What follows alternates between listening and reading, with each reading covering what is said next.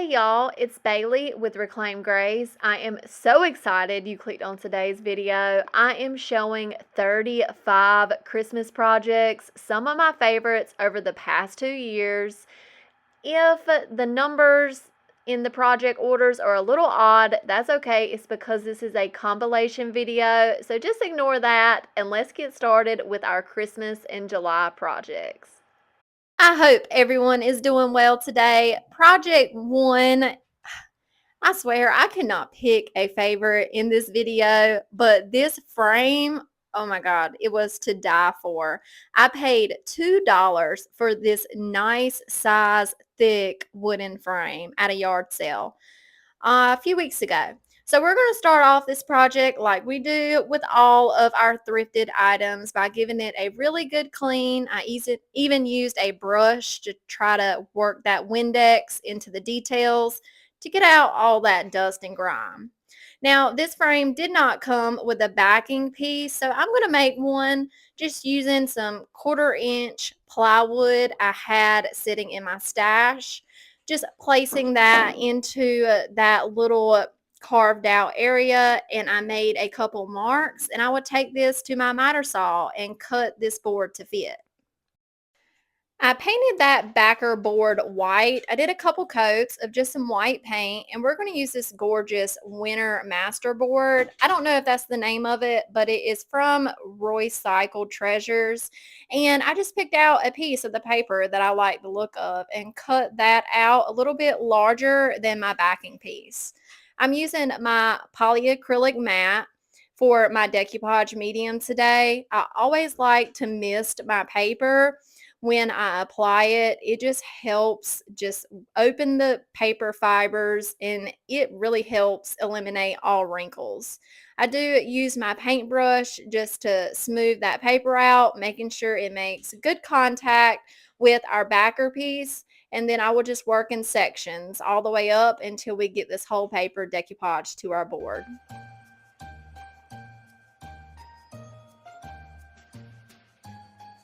Now I'm going to bring out Old Christmas Tree IOD mold from last year's Christmas release.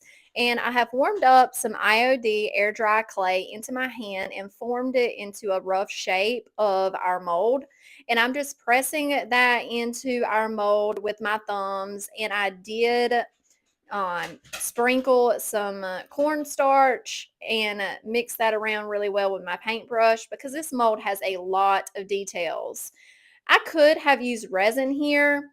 I don't really know why I didn't. So if you are recreating this project, I would suggest using resin. It was a lot easier and you get more details when you use resin versus clay.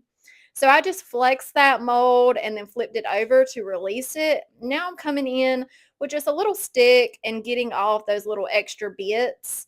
And we're going to use Tight Bond Quick and Thick on the back of our casting to place it on our backer board.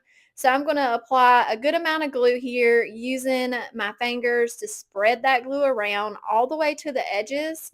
And then we're going to place our casting onto our backer board. I'm going to use my fingers and press on that tree, definitely around the edges, making sure all those little branches are making contact with our board. Then I'm just going to use a paintbrush to clean up any of that excess glue that squeezes out from the edges. Now I'm going to place my frame on top of our backer board so I know where I need to cut the excess clay off. Just going to mark that with my little razor knife.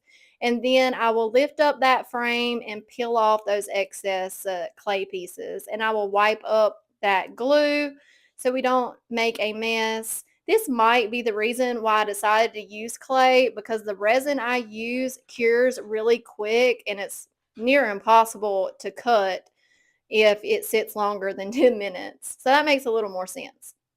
Now I am going to dust that same old Christmas tree mold with some more cornstarch, and I'm going to work some clay into this star, and we're going to place this star on the top of our Christmas tree. Just going to be using some more Tight Bond Quick and Thick and get this star placed.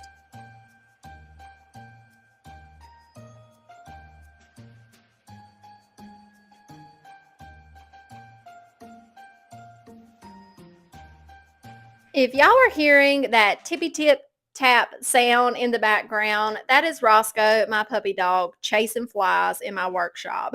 He picks the worst time ever. I'm so sorry. So now we're coming in and painting our mold. I'm using this gorgeous green color by Fusion. This is my favorite green called Carriage House. And I'm using a smaller kind of artist brush here, really getting into the details of the mold, and I even switched to a smaller brush to get on the outside of our casting, trying my best not to get any paint onto our decoupage paper. But if we do, we can quickly wipe it up with a baby wipe. So here is how it looks after we get that carriage house put on. I went ahead and painted the star as well. And now we're coming in with Oakum by Fusion and an even smaller artist brush, and we're going to paint the trunk to our tree. And I did decide to put some of the oakum on the trunk and the branches that you can see in the actual tree. This is obviously optional, but I did decide I wanted to add this extra detail. This kind of detail work is very therapeutic to me. It just calms my mind, and this is the reason why we craft, y'all. And it's so peaceful just to take your time and do something like this. Also, I was listening to a good Audible book. And what do y'all do whenever you're crafting? Do y'all watch TV? You watch YouTube? Listen to a book? Let me know in the comments down below. So now I'm coming in with my antique gold rub and buff and a small artist brush, and we're going to add that to our gorgeous star. Just took my time to get to those edges, and this project is coming out so beautiful. I did feel like we needed a little bit more gold since we added that star, so I brought out this gold gilded transfer thing. This is called tinsel, and I cut out a few snowflakes. I'm going to add 3 snowflakes to our backer board around the outside of our tree. Whenever you're applying one of these gold gilded transfers, always remember to use light pressure and try to keep your transfer stick just on the gold part you're trying to transfer. Now I'm taking a little brush. I dipped it in some white paint. I did offload that a bit, and we're going to add a little bit of snow to our tree. This is just tapping a little bit of dry brush, add as much snow as you want, or don't do this step at all. I think this really finished the project for me. And then we are almost done. I did need to seal up those transfers that we added to the front.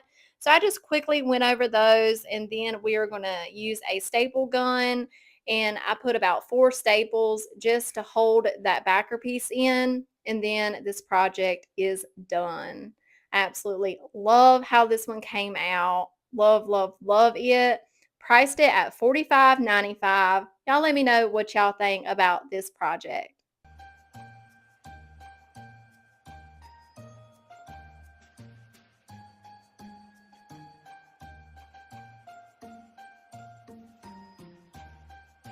Our next project or set of projects, we're going to be starting off with a new to me mold. This is Classic Elements IOD mold. I have never had one of these for myself.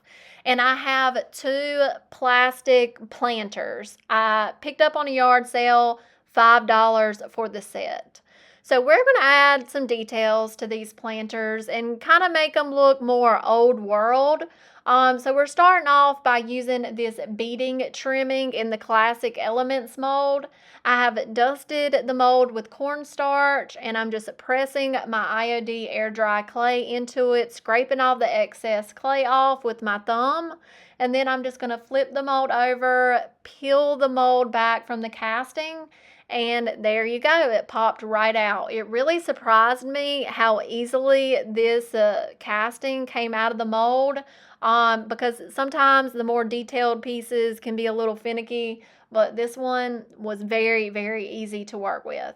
So I made several of those castings, and now I'm using some super glue.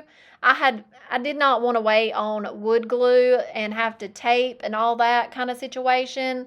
So I'm using super glue, and we're going to start putting our beaded trim around this part of the pedestal of the planter, and I'm going to hit it with the accelerating spray so it instantly dries that super glue. I love this super glue and accelerator. It is a handy tool for you to have in your workshop.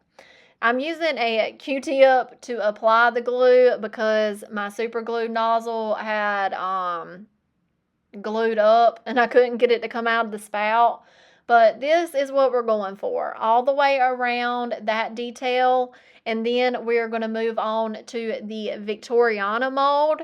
I have been dying to use this design out of this mold, so I figured this was the perfect time to use it.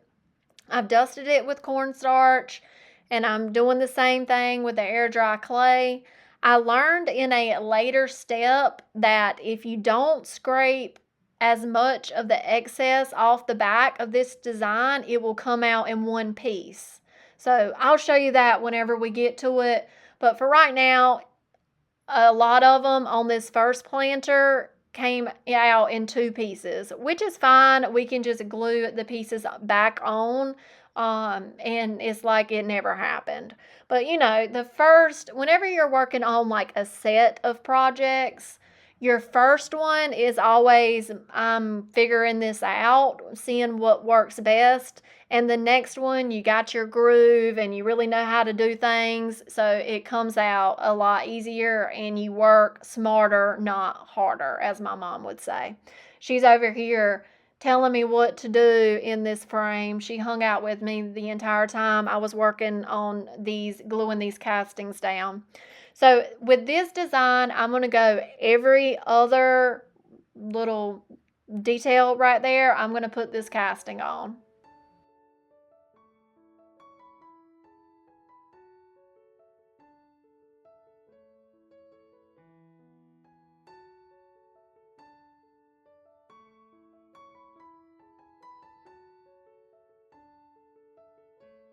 Next, I decided I wanted some more of that beaded trimming around this top lip part, like right here. So we're going to start making some more of those trimming pieces. I think it took like 8 of the castings to get around the whole top.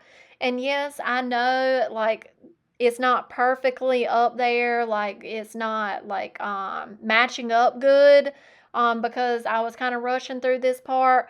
But I want this planter to look old, and it's not going to matter whenever it's all said and done. So now I'm on to my second planter, and I learned heavily cornstarch the piece. And here I'm batching those out, like, and they're coming out in one piece. I forgot to shift my camera down so you're not actually seeing me do the casting, but I just left excess clay on the back of them. Like, it didn't have to be perfectly flush with the mold is what I'm saying. And it worked a lot faster, and I wasn't having to glue pieces and parts back together.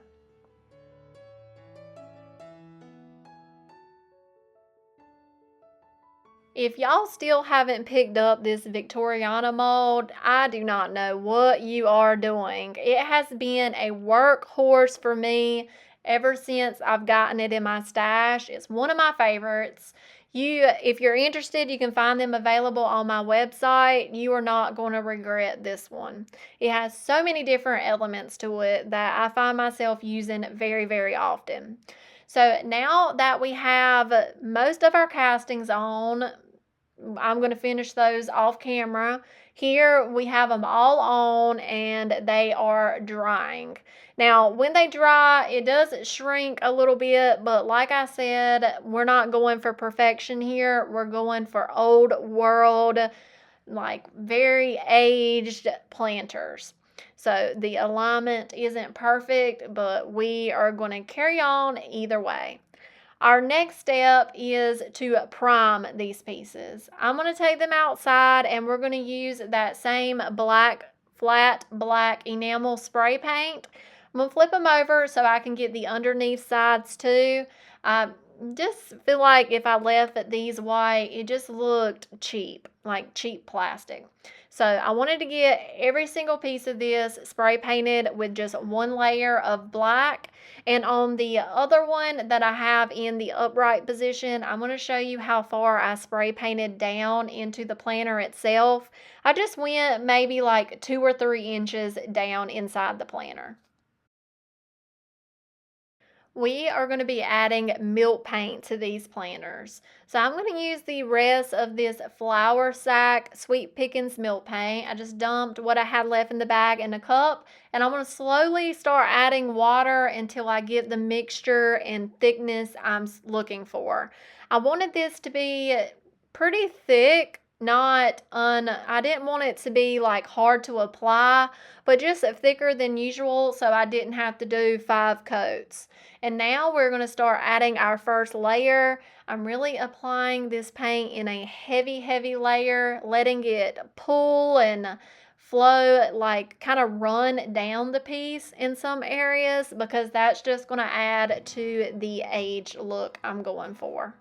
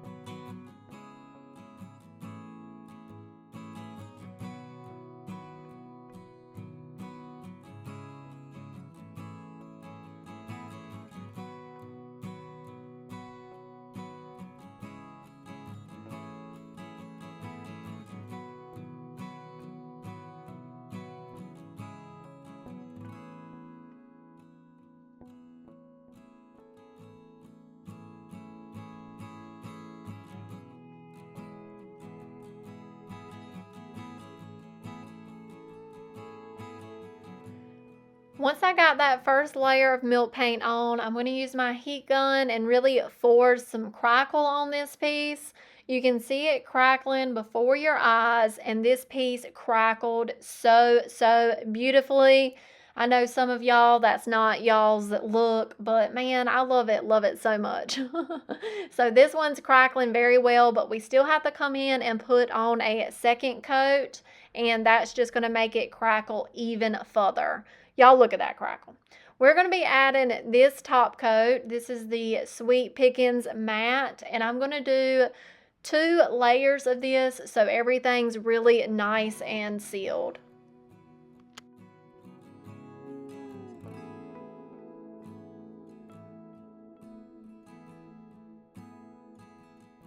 Once our 2 layers of top coat was dry, we're going to add some Fusion Aging Wax to bring some more age to this piece.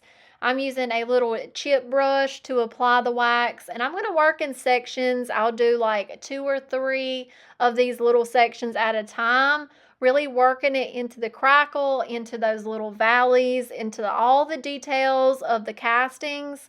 And then I will come in with a blue lint-free shop towel and wipe off any excess wax, leaving it into all of the gorgeous detail.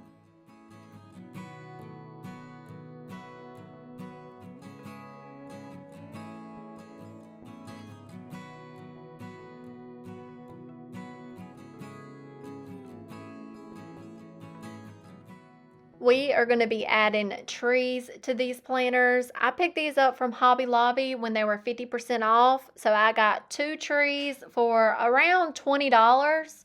And I think these are like the 3-foot trees, if I'm not mistaken. So I'm going to get that burlap off and the plastic, and then we're going to start shoving some floral foam into our planters. I'm having to like cut these to fit so I can get it nice and tight. So I don't have to add any hot glue to this bottom layer. So I'm just using a little scraper tool to cut the floral foam. It is very easy to cut. And here is how we're looking after filling that first layer. I'm going to set my tree in there, and I'm going to take some like offcuts and kind of wedge them around the base of the tree, and I am going to hot glue those down. This is just going to give that base of the tree a little bit more support along the sides. And then we're going to hot glue the base of the tree on to the center of the floral foam.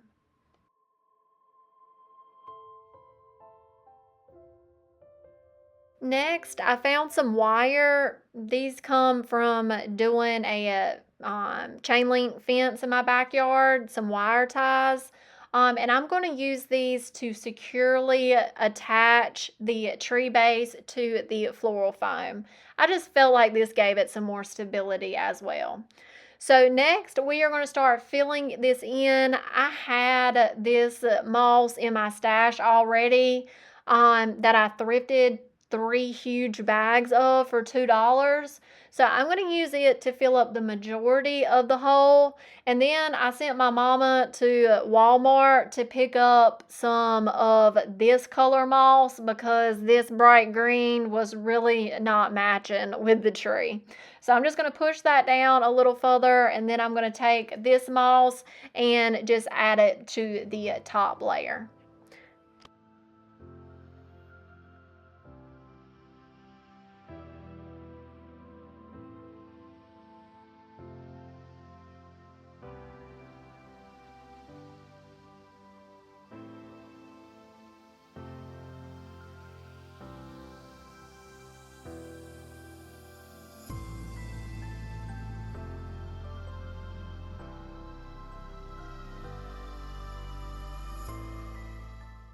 A step I didn't record, I took some rub and buff in gold leaf and hit the tops of my castings. I really think this was the final little detail these planters needed. Y'all, I absolutely love how these came out. They're definitely my favorite. Y'all let me know what y'all think about them. I think I'm going to price them for $77 a piece. Y'all let me know what y'all think about that price. I have no clue if that's a little too high or if it's too low. So y'all leave me a comment and let me know what you would price these for.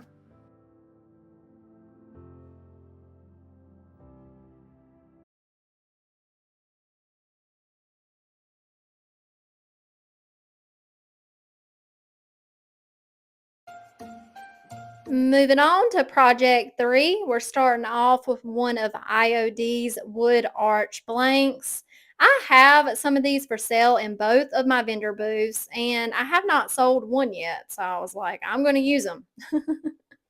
I love the shape of these arch wood blanks. They run about $19 per board, and they're just gorgeous. We're going to start off by painting the outer edge. I'm using a fusion color here called Soapstone. And if y'all know me by now, you know I'm more of a green girl, but this blue color is gorgeous. I am loving on this color. I did make sure I get all the paint into the edges, and I did go onto that center part a little bit just to make sure we didn't have any raw wood peeking from underneath. I'm going to use this gorgeous tree transfer out of Crimson Velvet Transfer book, just cutting off that bottom edge so we can figure out placement here. Those grid lines on top of the transfer sheet really help you out whenever you're cutting images down like this. So I'm just going to use my scissors and follow that crease line, cutting our image to fit.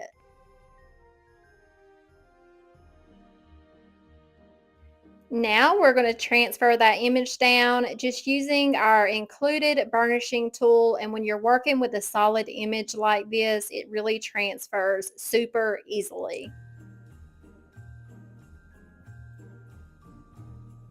As you can see, our transfer did not go all the way to the top of our arch. So we're going to use a little scrap piece we cut off to fill that area in.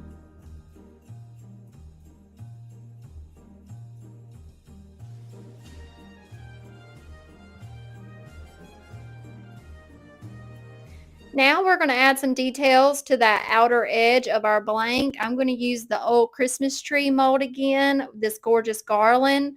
I dusted that with my cornstarch, and I'm going to just push that clay into the mold using my thumbs to get off any excess. We will then flex it, flip it over, and let gravity help that casting fall right out. I did cast several of these because we're going to drape them across the top. I'm just using my weeding tool here to get any extra bits that may have came out of our mold. And I did decide to tear these to make them look a little more natural. And there's my mama's finger pointing at something. I love having her next to me, y'all. She's not my neighbor, but she's my neighbor's neighbor, and I absolutely love it. She was in my workshop yesterday crafting with me, and it was a lot of fun. I'm going to use my Tite Bond Quick and Thick to attach these, spreading that glue out all the way to the edges and then pressing lightly just to make sure everything makes great contact with the edge of our wood arch blank.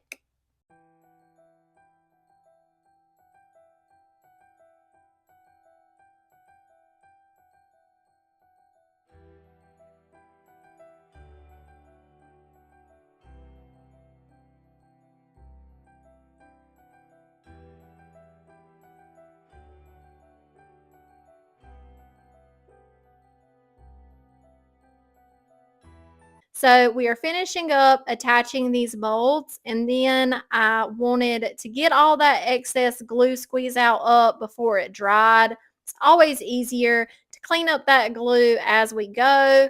Oh, and I kind of messed up a little bit here. I realized I needed this edge under that mold because it kind of made it look more realistic.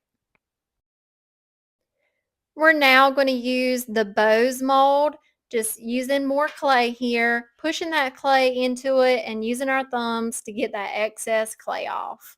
I think this was the perfect touch to this project we were working on. It kind of covered the area where our garland met, and I don't know, I just really like this detail that we're adding here. Using that Tite Bond Quick and Thick to apply our bow, and then we will press that and shape that to the area we are applying it up top.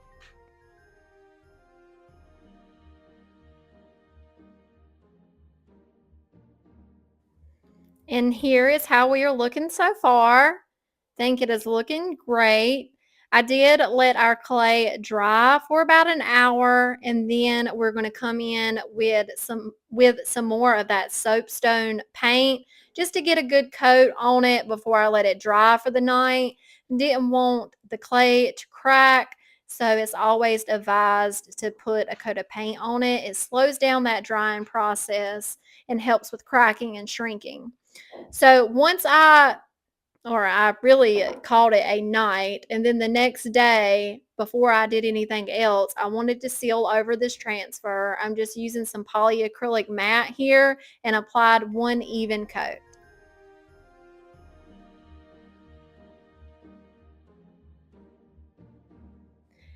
Next, we're going to take our carriage house and add a little bit of color to our greenery. I am lightly dusting just the tops of our garland with this carriage house color. I'm not going for full coverage. I just wanted a little hint of green. I did this on all of my garland that we added to our gorgeous artwork.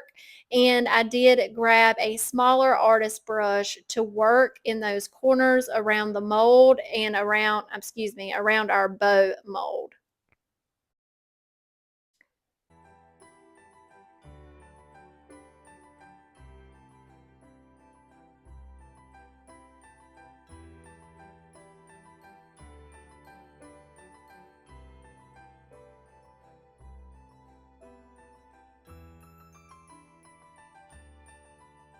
The next step I took was just to add a little bit of dimension to our frame. I'm taking blue pine here, and I am dry brushing around my edges, around just here and there, very lightly, just to give it some more character and dimension.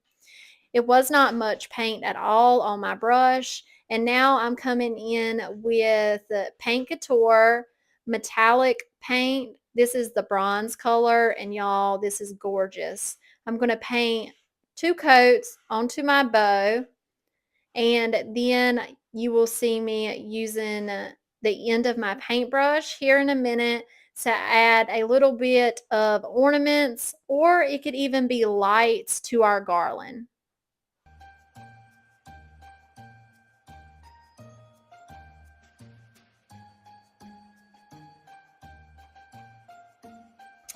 The last step is just to finish this back. I just took some of that blue pine paint and put 1 coat on the back of our artwork. This finished it off nicely, and then this project is done. I loved working on this project, y'all. I priced it at $42.95, and y'all let me know what you think about this project.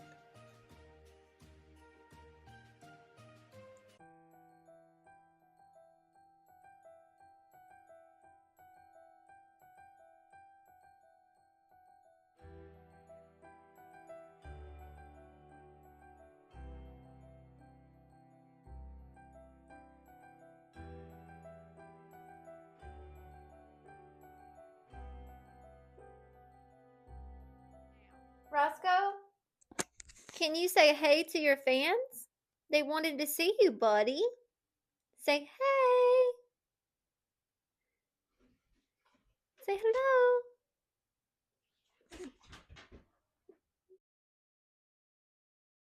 Okay, our first project is this gorgeous wooden frame. It's been around my workshop for a while, but I'm pretty sure I didn't pay more than a couple dollars for it. I'm going to get some measurements so we can cut out a backer piece. I got 16 by 14. Went to my miter saw and cut a piece of 1/4 inch plywood. I did sand those edges because when you cut thin plywood like this, they tend to splinter. And we're going to give this backer board a good coat of paint. I'm using Fusion Mineral Paint. This is the color Raw Silk, and this is my absolute favorite off-white color. I did give this 2 good coats.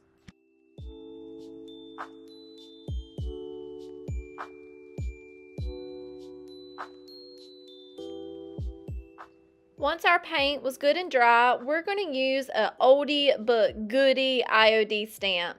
This is barnwood planks, and I picked out the 2 wood grains I want my backer piece to have, and I have kind of already figured out spacing here.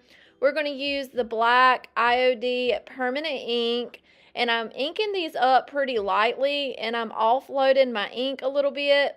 I really want the line to be pronounced, but the rest of the wood grain to kind of fade in. So I'm really pressing on the line and tickling the rest of the stamp. I used our second stamp as a spacer so I would know where to lay my next plank down.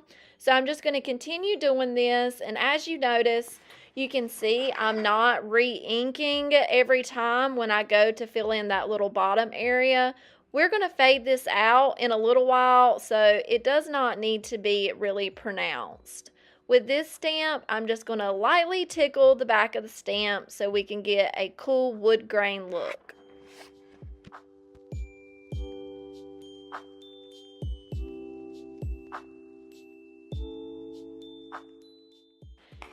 Whenever I'm using stamps, I always have baby wipes right next to me because as soon as I get done stamping with them, I go ahead and clean them and put them back because they are very easy to lose. I added a few nail holes and a few knot holes just to make this look more realistic. Here is how we're looking so far. Think it's coming out really good, but like I said earlier, I do want to fade this out a bit. If you have maybe stone gray ink, you could have used that instead, but I'm just going to wipe back this ink with a baby wipe a couple times, and then I will dry it off with just a blue shop towel. This does smear your ink, but as long as you keep on wiping, the smears will come off. And I'm liking this look way better. So we gave that a little time to dry, and now we're going to work on our frame. Like I said, this is hung out in my workshop for a while, so it was quite dusty. Just wiping it off with a little bit of Windex, getting all that dust and grime off our beautiful frame. We will not be painting this. Now we're going to attach our backer board into our frame. And as you can see, the back is not the prettiest. We'll be fixing that in a little bit. I have this framing nail gun I ordered off of Amazon and I love it. I have already used it so many times, and if y'all upcycle frames like I do, this is a good tool to invest in. It's in my Amazon storefront in the description box below, and it's less than $20. So now I just cut a piece of contractor's paper out of my big roll that I craft on, and we're going to cover the back of this just using some hot glue, and then we will use a straight edge and an X-Acto knife to get some nice clean edges. I like to finish the backs of my projects because I sell them in my vendor booths, and I just want them to seem professional and finished. Once we finished cleaning those edges up, I did attach a hanging hardware to the back of my frame. And now we're going to attach this gorgeous dusty wreath. I got this from Hobby Lobby. I think that tag says $5.99, and their Christmas was 50% off, y'all. So that is a great deal. I'm showing y'all what we're going to be stapling through. It's just a nice thick plastic ring. This might be a candle ring instead of a wreath, but it's the perfect size for this frame. I made sure I'm using the appropriate size staples. Going to staple through that plastic piece, and that seems like it's holding very well. Did not go through the back, so that was a little win for me, and I just applied one more staple. I lost a piece of greenery, but I could not find where it came off. So this project is done. It was nice and easy, but man, I love its simplicity. Y'all let me know what y'all think about this project. Priced it for $32.95.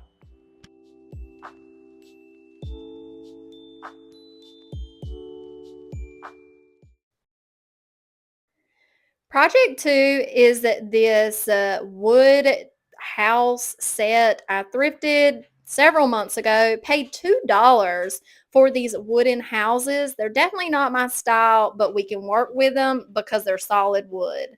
Showing you some measurements here in case you don't find something like this. But I want to change up the shapes on some and keep the shapes like they are for others. So I'm at my miter saw station. I just have some 1x4 material. I always have scrap wood laying around my shop. I'm going to turn my miter saw to 45 degrees, and we're going to make this cut. And always practice good PPE, y'all. I have my hearing protection on, eyeglasses, and I'm just being very careful. So we're going to make this cut, and I'm going to figure out if I like it by just holding it up to the back of the board, and then I will use that one as a template to make my second cut. We're going to use Titebond Quick and Thick to apply a little bit of glue. This side you're seeing right here is the back side of what we are creating is some churches. Made sure I'm using the appropriate size nails, so I just tested that out. I'm the world's worst for shooting longer nails into projects.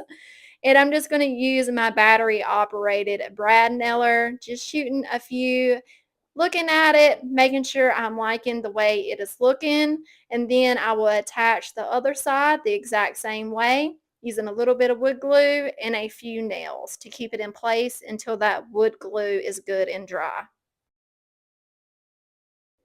And here is the shape for our first church.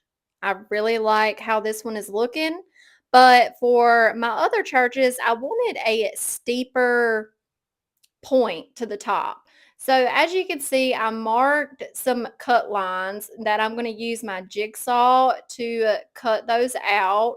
And I made sure my board was clamped really well to my work area just taking my time, following that line until we get this part cut off.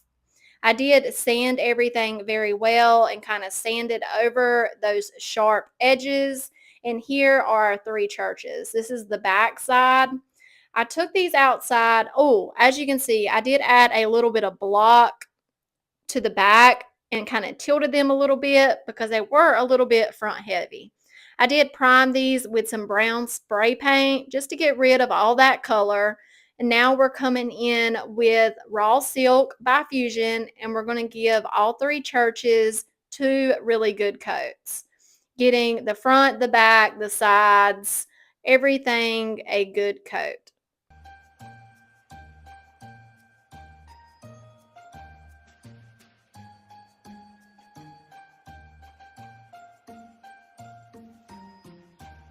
Now we're going to use a stamp set I have never used, Portobello Road.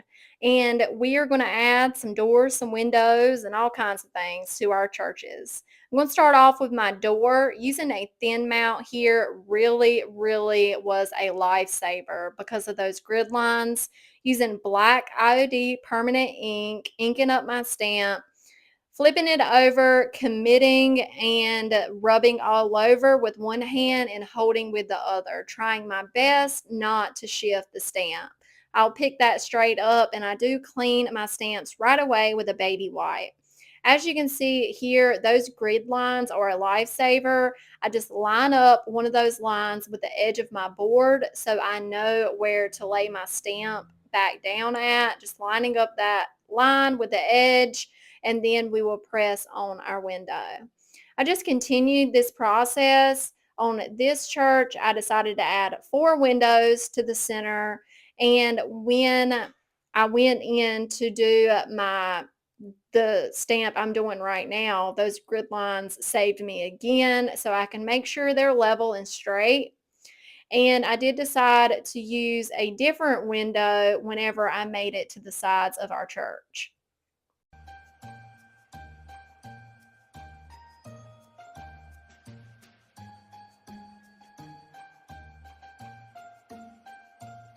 Here I am inking up the other window that comes in that stamp set. I pushed my thin mount all the way to the edge so I knew where to place it at. And right about here is when I learned a technique. I placed my thin mount back over the stamp I just placed down and placed my stamp over top of the thin mount, lining it up with the stamp below. That way I can literally just flip the thin mount and get the placement perfectly aligned with the previously stamped image. Y'all, that was a game changer for this project.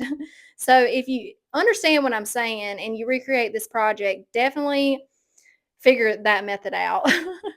I did take the winter forest stamp and added some trees to the sides of our church. I did that on both sides.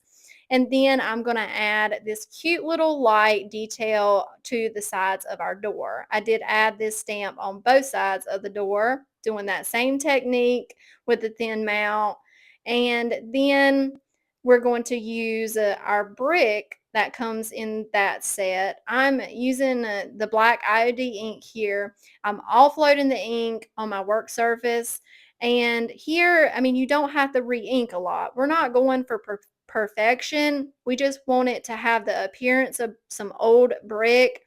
So I'm not going over the stuff that we have already stamped. I'm kind of holding it above those whenever we are stamping, and just, try not to think too hard about it. Inking up sometimes and other times I'm not, so it fades out. And I just continued this on the center of our church. Next, we're going to make some little wreaths. I just used this garland I got from Hobby Lobby and just kind of roped it around itself a couple times. And now I have a little 1,000 pieces of a little tiny greenery that I'm going to hot glue onto the wreath. And eventually I got the wreaths looking like this. I did make 3 of them. Love how they turned out. And now is when I asked my mom, I said, "These need something. Come over here and look at them." She said, "Hey, what are you doing with those nutcrackers right there?" I said, "Well, I was saving them for another project." She said, "Well, use those." So that's what I did. Here is some nutcrackers. This is a redesign with Prima mold. I painted them black and then added some rub and buff to them. You'll see that project in another video. And I'm just using hot glue here to attach these to the front of my church. I didn't add the nutcrackers to all three churches, just to a couple. And now we're going to use the hot glue to add our reef, just holding that reef down until that glue dries. Then I picked up some wooden crosses from Dollar Tree, and I just used a little bit of hot glue on the back of those to get those attached. Then I used our little Cricut tool to get that squeeze out of hot glue off of our church. Moving on to one of our other churches, I decided to use a different door. I wanted them to look similar but be different. So I changed up the windows. I added two windows to the middle of this church, but I did add the windows to the outside. But instead of using the brick, I used the stone looking stamp, doing the same technique. I want it to look old and kind of faded. And here are our churches. I did lightly distress around the edges. I love how they came out. Wood is my favorite thing to work with, y'all. I love wood projects. Plan on doing another video with wood projects. If you want to make sure you don't miss that, hit that subscribe button and turn on that notification bell. I price these at $35 per church. Y'all let me know what y'all think about this project.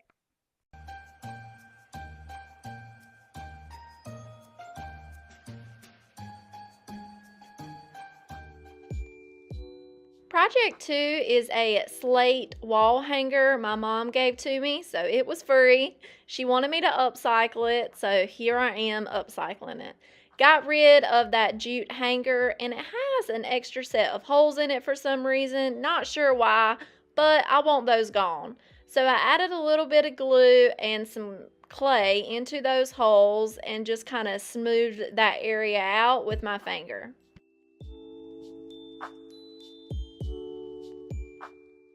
We're going to paint this slate with Raw Silk by Fusion. Again, like I said, this is just a great color to have. And Fusion Mineral Paint is an awesome paint to upcycle with because of the all-in-one paint, the built-in sealer, top coat, all that good stuff. It just makes it easy and it goes on like butter. So I applied a nice even coat, and then I started to see the text coming through like it was raised, and I didn't think about sanding it before we get started. So I added a little bit of texture to my paint, and with my second coat, I'm going to do a little bit of pouncing just to hide that wordage that is coming through. We're going to be applying this paint inlay. This came out of the Gloria packet from the Christmas release. And we're going to cut our gorgeous tree out, figure out our placement here. I did already lightly miss the paint side of our inlay, and we're going to apply it in top coat. I always use top coat when applying inlays because you do not get those ugly panty lines. So I applied a nice starter strip, misted the paint side of my inlay again, and we're going to go ahead and get that section applied. I'm just going to press down with my fingers until we get it all smoothed out, and then we're going to just continue working down our piece of slate. Got something on my brush here, so we're going to pick that out and keep on moving. And as you can see, I'm going ahead and applying the top coat to the other areas where I'm not applying the inlay. This will just make our finish evened out. Once you get your paint inlay applied, we're going to mist the back of it and then make sure everything has really good contact with the surface we're applying it to. Dabbed off that excess water with a blue shop towel, And y'all know I am a impatient crafter, so we're going to zap that dry with our heat gun, and here's what it looks like when it is back dry.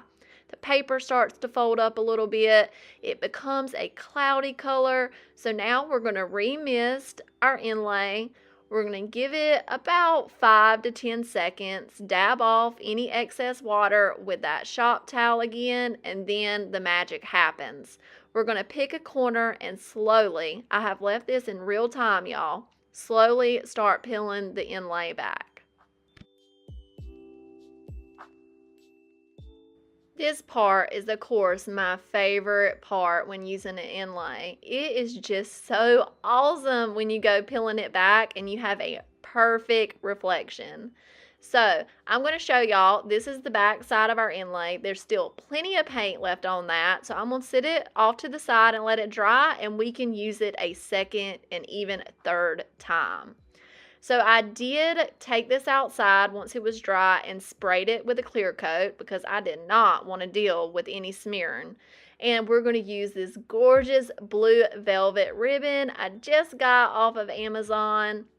We're going for a winter look here, not a Christmas look, and I think that blue velvet ribbon really says that. This was an easy project, definitely an upgrade. Y'all let me know what y'all think about this project, and I would price it for $19.95.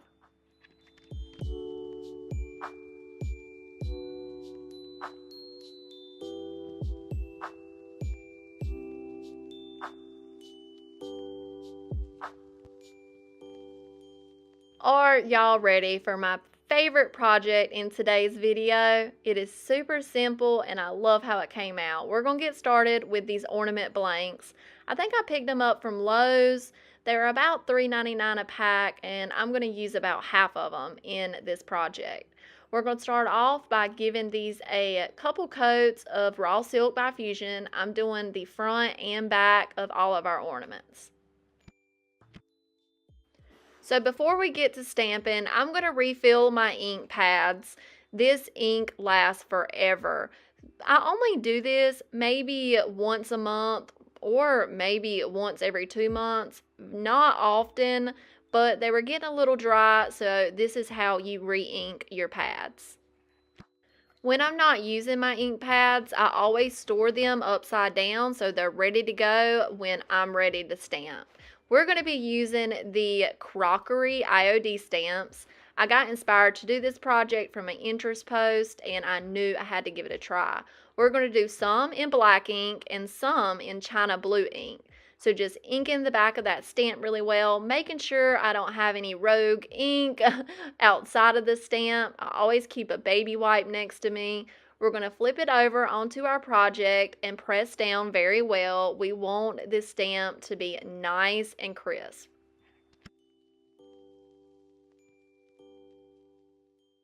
And that impression came out perfect. We're going to continue to stamp up all our other ornaments. Like I said, I did do some in blue, and I also decided to do the back side. So this is going to be a double-sided ornament with the same design on each side. Blue and white this year seem to be very popular for Christmas. Plus, I think these would be really cute gift tags to attach to a present, a gift bag. Then the person can have it. So I think this is a great gift idea. Once we got done stamping our ornaments, I'm going to take bronze metallic paint. This is by Paint Couture, and we're going to paint our ornament toppers. This did take a couple coats on each side, and I wanted to make sure that line was nice and clean, so I just took my time to go around that top of the ornament, and I did do the sides of our ornament blank, and as you can see, I fed my paintbrush through the hole to get rid of any pooling paint.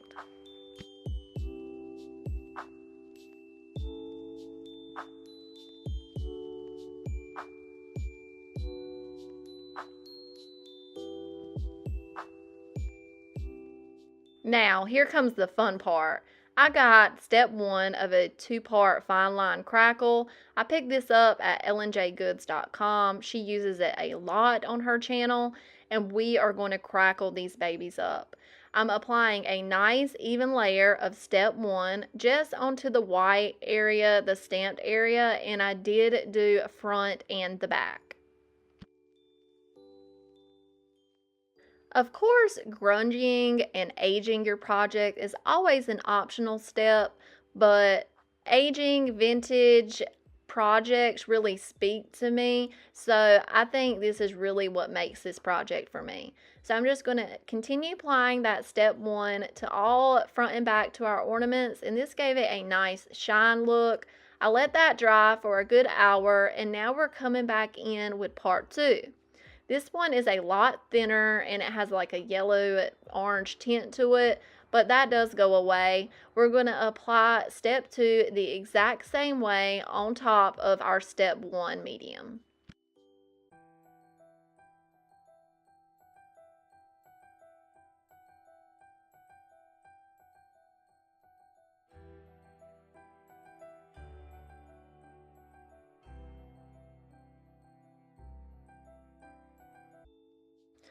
So here is how they are looking after that part 2 is dried, and it looks like ceramic to me, y'all.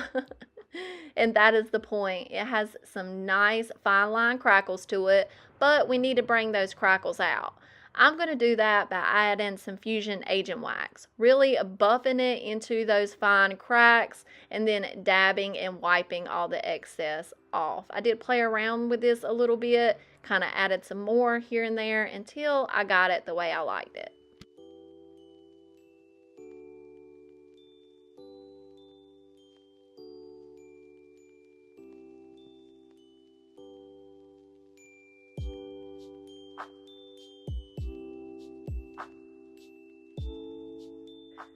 I'm really trying to show y'all the cracks here, but my camera's not wanting to pick it up. I hope y'all can see that gorgeous crackle. Now, I gave that wax a little time to dry, and we're going to add some more gorgeous blue velvet ribbon. I picked this up on a 3-pack from Amazon, and I will have that linked in my Amazon storefront below. I cut off an appropriate size length, and we're just going to feed that through the hole and tie a knot. These were my favorite project in today's video. I love, love, love how they came out. I'm going to price them for $9.95 an ornament. Y'all let me know what y'all think about this project.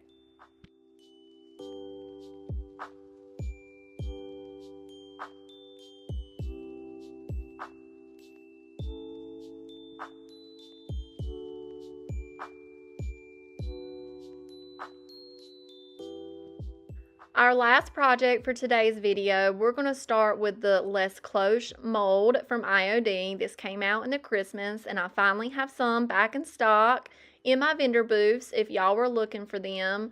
We are going to be experimenting for the first time with clear resin.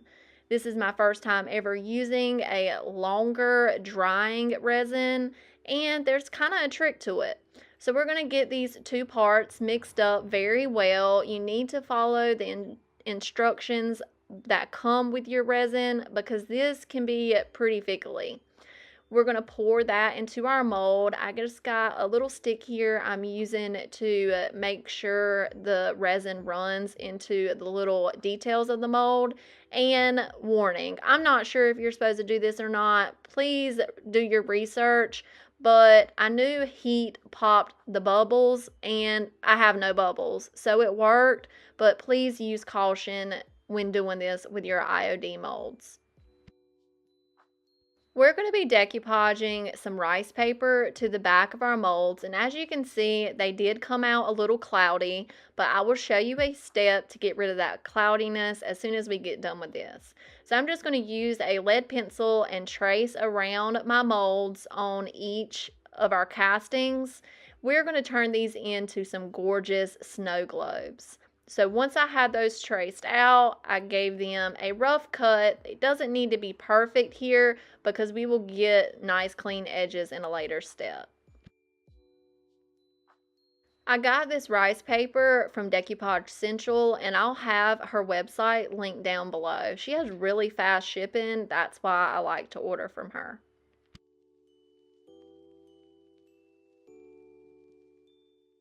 Now we're going to get these decoupaged onto the back side of our castings. I'm just using polyacrylic matte here like I always use, and we're just going to do a little starter strip, making sure it's lined up the way I want it, and then we will continue applying the rest of the rice paper. Once I get it good and down, I do go over the top of the rice paper with a nice seal coat.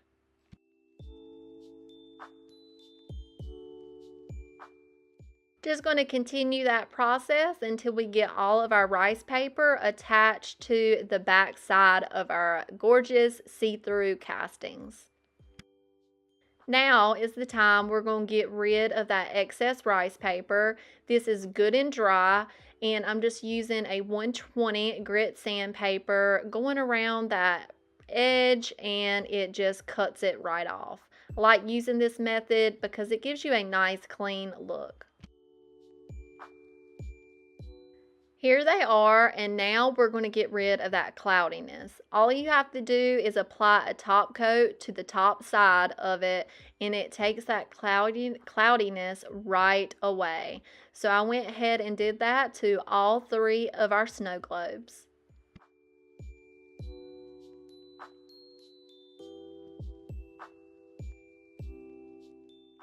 Now we're going to make our paper pop. We're just going to paint the back side of that rice paper, and this will make the colors stand out and be a lot more vibrant.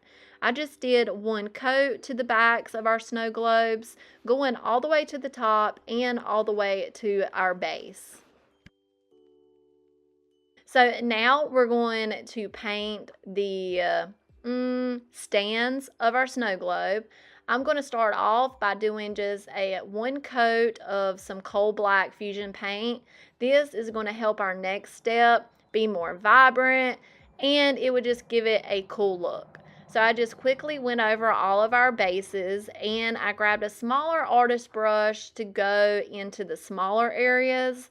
And right about here is whenever I realized I'm about to cover up my gorgeous church. I did not think about that as I was applying the paper, but can't win them all. It's going to be okay. It looks okay in the end. Once that paint was dry, I'm taking another artist brush, and we're going to apply some antique gold rub and buff over top of all the surfaces we just painted in black. I have found myself reaching for this rub and buff anytime I want to use gold. Don't get me wrong, I do love that Paint Couture bronze paint, but this just goes on like butter, and really I'm obsessed with it. I want to get some more colors to try out. What is your favorite rub and buff color?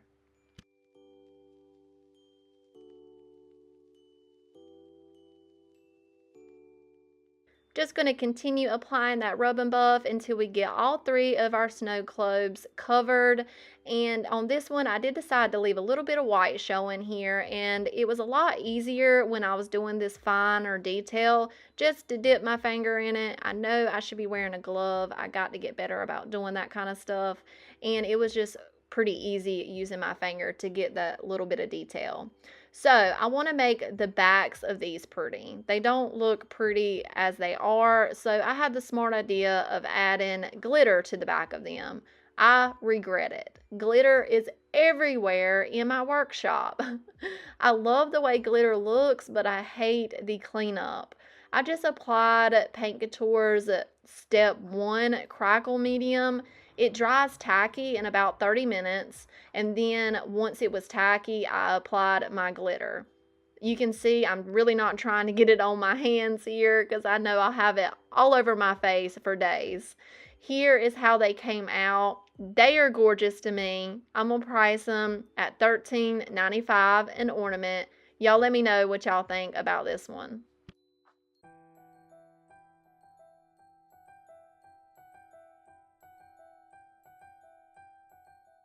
Hope everyone is doing well today. We're going to get started with project 1, which is a mail organizer I have already made over one time, and it has not sold. So we're going to get started by using this very old and very thick Dixie Belle red paint. I'm going to use it until it's gone. It is still fine to use. And the bonus part, since it was so thick, I only had to give it one coat, which is always a plus. I'm cutting in around this outside edge, and then I'm coming to do the front pieces. I'm also going to paint inside the little cubbies, but I want to tell y'all where I got inspired to do this project. I follow Ellen J. Good's Lynn, and she is amazing, y'all. Her aesthetic, her vibe, and just her skill is out of this world.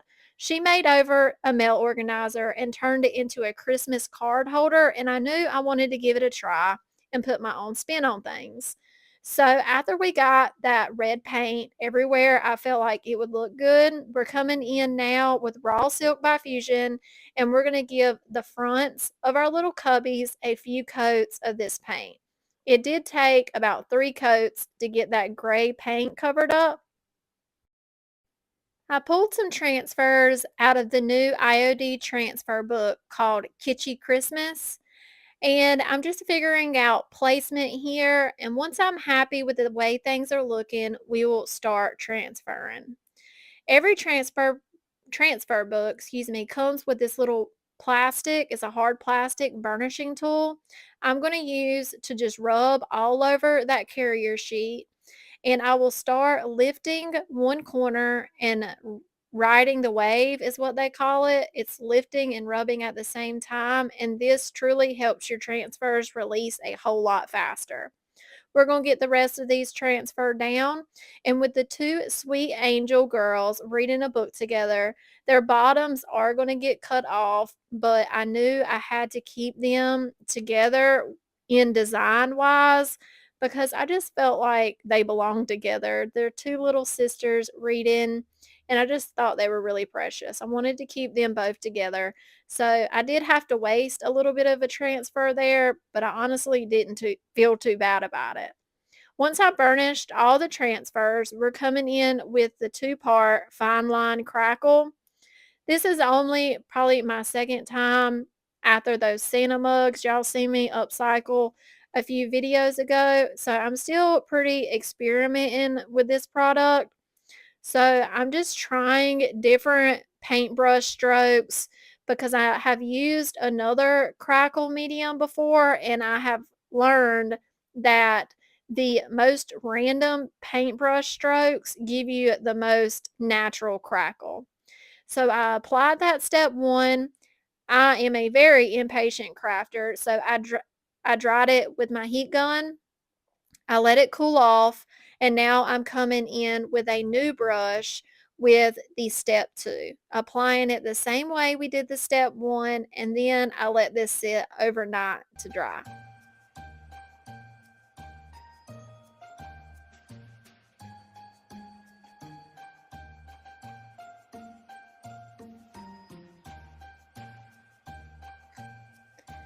The next day, I came in and I knew I wanted to add this garland transfer to the sides of our little Christmas card holder, but it would not fit the whole stretch. So I cut it in the most natural way I could, and we're going to come in at the top and apply a piece, and then at the bottom and apply a piece going up. Just transferring that down, and then I will burnish these very well with that little protective sheet.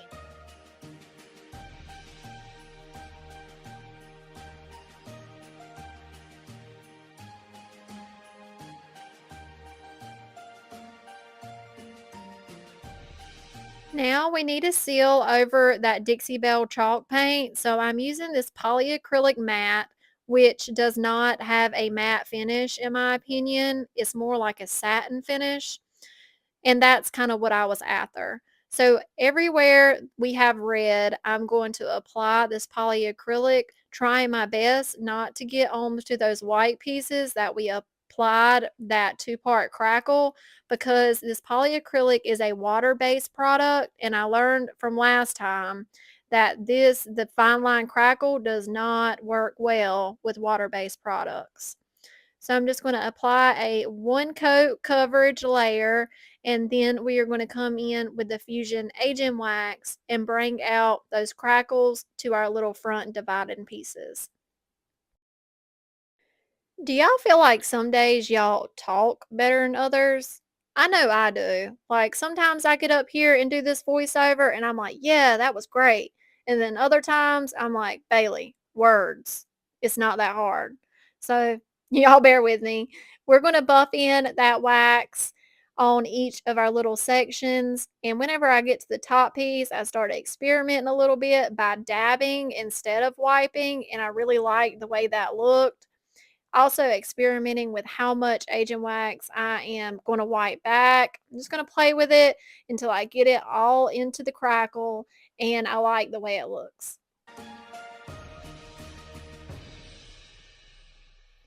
Here, I'm trying to show y'all that gorgeous crackle. That just makes me so happy. I'm so glad I found this product. I really like the results I get from it. Last step is just to antique gold rub and buff those little hooks, and this project is done. I absolutely love how this came out. I would price it at $24.95. Y'all let me know what y'all think about this project. And y'all let me know what y'all are doing with those kitschy Christmas transfers I know y'all bought.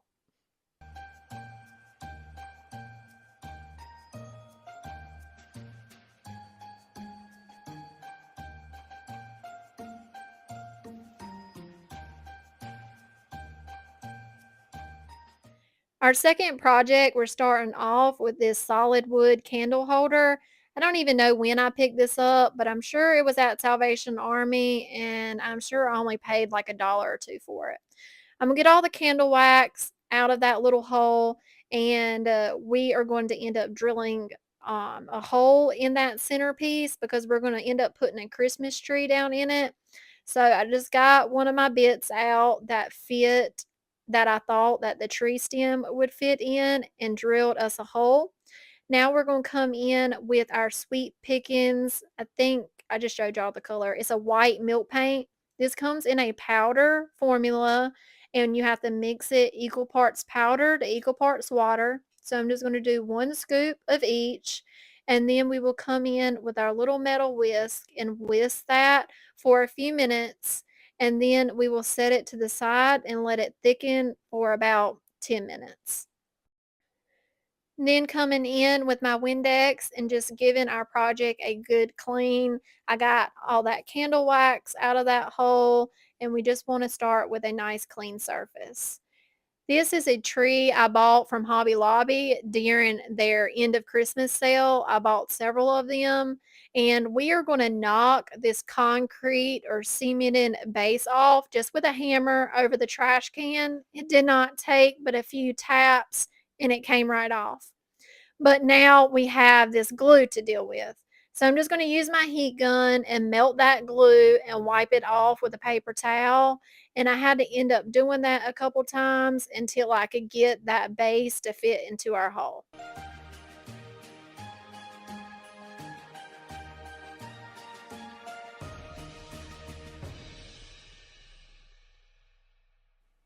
It has been about 15 minutes since I mixed this up, so I want to give it another good stir. And then we're going to come in and apply a nice thin layer of the milk paint onto our wooden candle holder. And I want y'all to see like how thin this paint is. Like the first coat always looks a little scary, like you're not going to get coverage, but I always zap that dry with my heat gun. And then whenever you come in with the second coat, the paint really sticks to that first layer and you get a lot better coverage.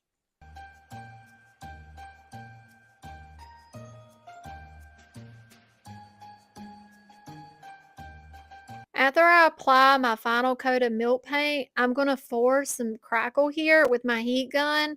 Just focus on certain areas, but kind of keep it moving at the same time, and you will see the paint just start chipping. This is the reason why I love using milk paint for that chippy paint finish.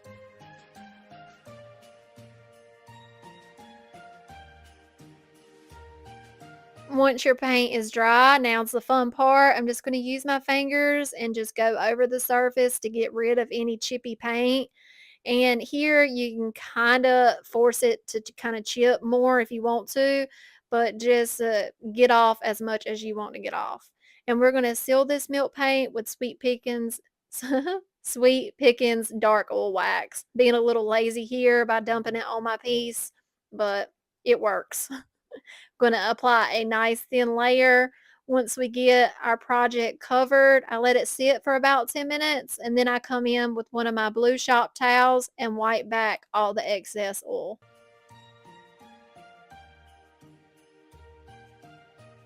Our next step is to add our tree to our gorgeous crackled stand. Just using hot glue here, applying that hot glue into the hole we made, and then shoving that tree stem down in there.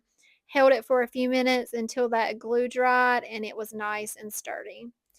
We're going to use this gorgeous velvet red ribbon I got from Amazon. This is linked in my description box below, along with a lot of other supplies I get off Amazon. If y'all are ever curious, this is some gorgeous ribbon and it was a great deal.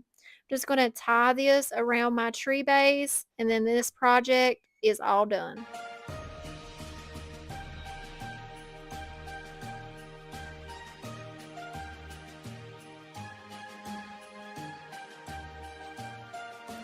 I love how this one came out. Y'all let me know what y'all think. I would price it at $19.95.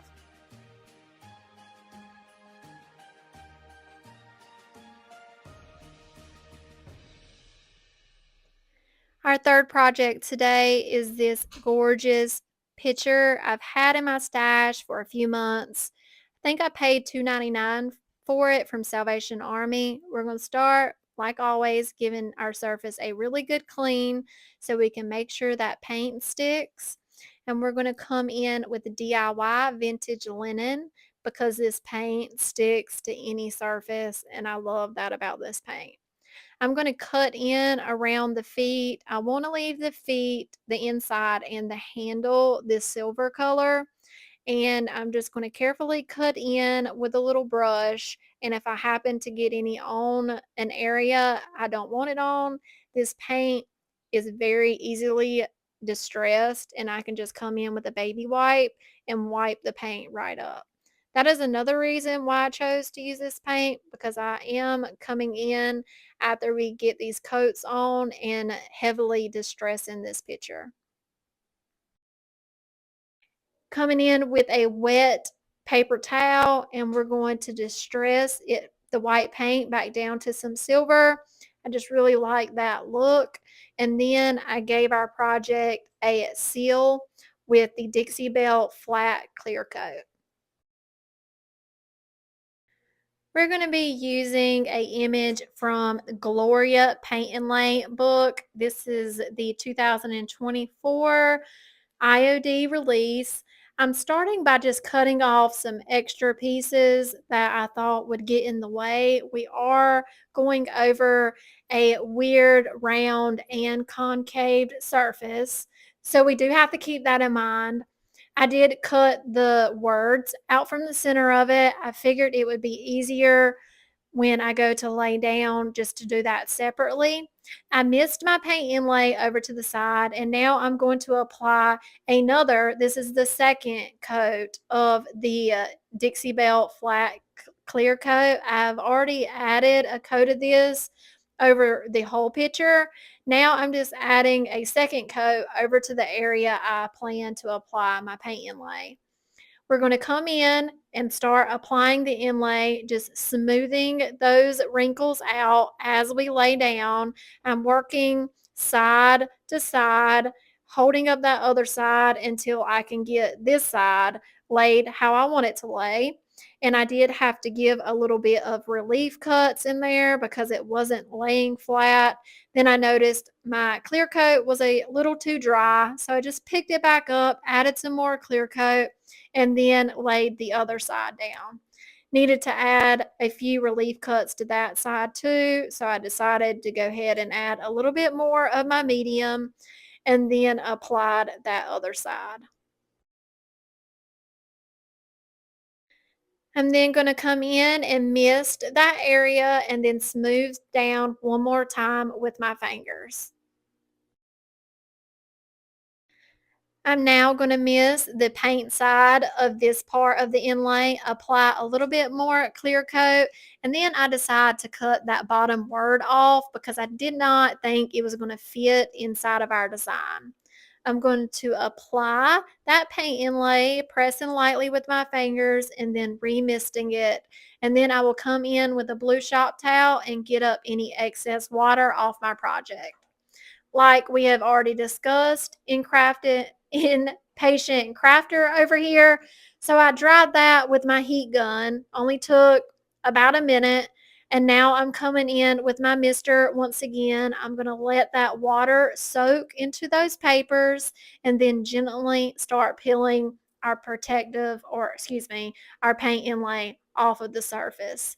If it starts to feel like it's tugging a little too much, apply a little bit more water and then give it a few seconds and then it should peel right up. I did rip mine a little bit, but it wasn't any of the important bits. We're going to peel that wording off and I think this came out great. I did dry that paint with my heat gun and then took it outside and applied a sealer over top of it so we did not smear our inlay. And I love how this project came out.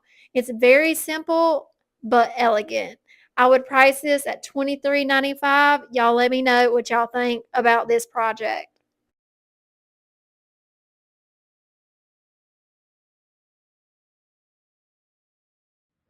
Here we go with our first project today, which is a thrifted birdhouse that I need to get glued back together. But y'all, before we really get into this one, let me just tell you, this project gave me a hard time. I was very, very indecisive with this whole project, so y'all are gonna pretty much see that process. So here we are using some Tite Bond Quick and Thick to get this roof glued on to the birdhouse. I'm just going to apply some pressure and let that sit up for 24 hours. Next, I need to get rid of the beautiful painting on the exterior of this birdhouse. It is a little bit raised, so I'm going to take my sander and just sand that nice and smooth. Just if I run over it with my hands, I just want to make sure I do not feel any of that paint. Now, like I said, I just did not know where to go with this birdhouse. So I just started off by painting the actual house part in a neutral white color. I figured that would be a good starting point. I did 2 coats of this white all-in-one paint by Fusion all over the painted blue surfaces.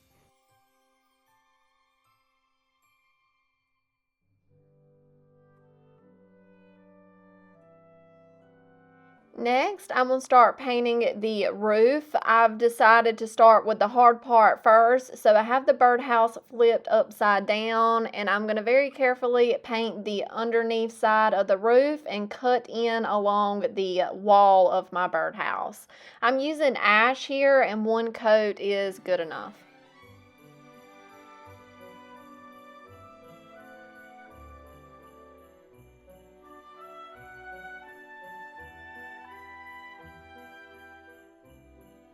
I'm going to take that same ash fusion paint and paint the base of the birdhouse as well and the underneath side. I went through my mold stash. Y'all, we'll get to that part in a second. I went through so many different molds trying to figure this design out. But I found this frames IOD mold and I just cast that little oval frame right there with air dry clay. And I'm going to take my X-Acto knife and cut the center of the frame out. And this is actually going to go and fit perfectly around the hole in our birdhouse. I'm going to take my fingers and just kind of mesh that air dry clay back together so there's no, rough edges. And then we're going to try it out. Just ignore those, greenery pieces up top. I was just kind of figuring out. I was super excited that this piece fit so perfectly around the hole. So I'm going to go ahead and get that glued down with some Titebond Quick and Thick.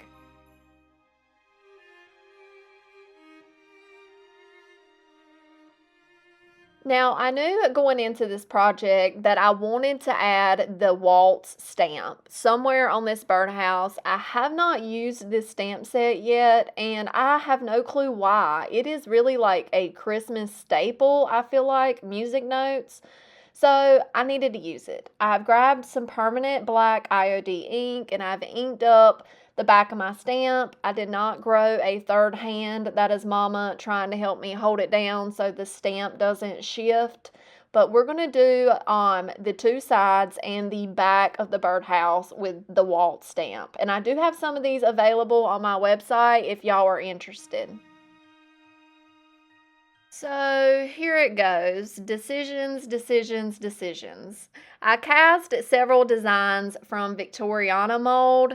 I did this one and I drilled a hole in it that would fit this dowel, and as I was drilling the hole, the casting broke, but that's not a big deal. We can glue that back together. I knew for sure I wanted this piece in my design on the front of my birdhouse so I could like just fit the perch into the design. So I played around with different other designs from Victoriana mold. I played with the other one, those trimmings, these pieces.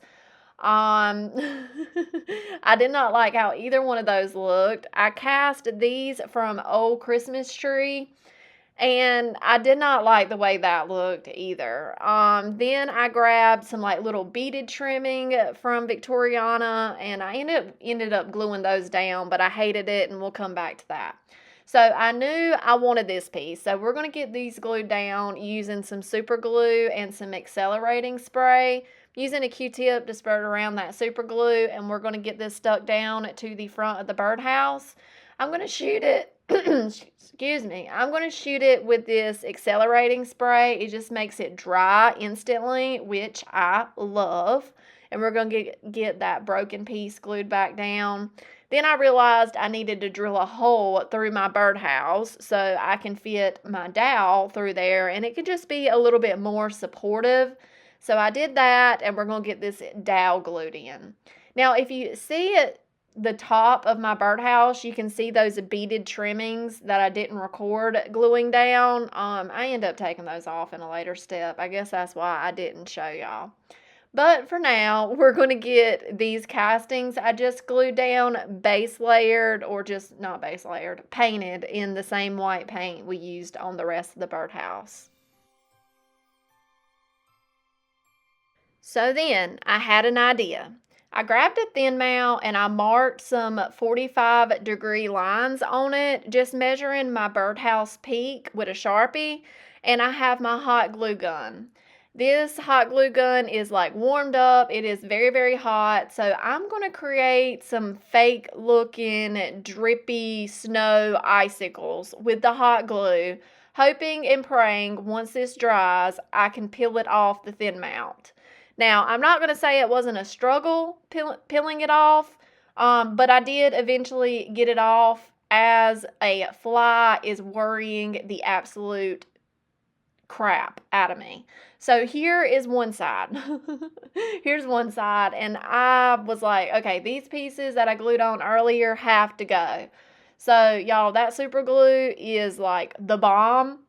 Like, it is really tough to get it off if you change your mind, but after several attempts and a couple X-Acto blades, I did get it off. I want to fix that boo-boo with some paint.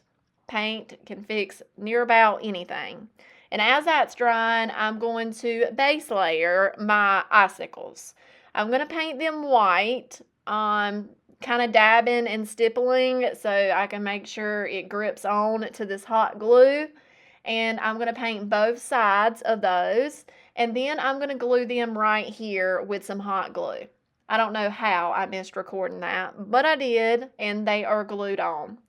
Now, honestly, I didn't really like how it was going, but I liked it a lot better than all my other options. I painted my little casting details in bronze metallic by Paint Couture, and then I jumped back to trying to disguise, like gluing that hot glue piece on. I figured adding some snow text would make it look more realistic and more like snow. And I'm really glad I did that because I feel like this is what made the project. So I'm just going to start tapping that on, filling in any seams with this snow text. And I started using my fingers because it would like actually stick better using my fingers instead of trying to stick to the paintbrush. This project was a mess. Y'all let me know what y'all think about it so far. I just don't know. But we're going to let this snow text fully dry. And one of the last steps I did was try to add a little bit more detail to the front by adding some splatter of that same gold paint. And y'all, this is the finished project. I'm not going to say I hate it. I like it. I don't love it. Y'all let me know what y'all think. I priced it for $24 and I have it hanging from my beams in my booth, like through a window, and it does look pretty cute there. Y'all let me know what y'all think about this one. Now here is a much easier project. In several projects today, we're just kind of putting items together to be a project. So I have a circle frame, thrifted, probably paid 49 cents for it, very cute. And I found this cross-stitched Santa needlework. It's like unfinished piece, it's heavily stained, but it is so cute to go to waste. So I'm going to hot glue it to the round backer piece of my frame. Here it is. Isn't Santa just so cute there? I love needlework, y'all. It's just really amazing, and I collect the pieces myself for my home.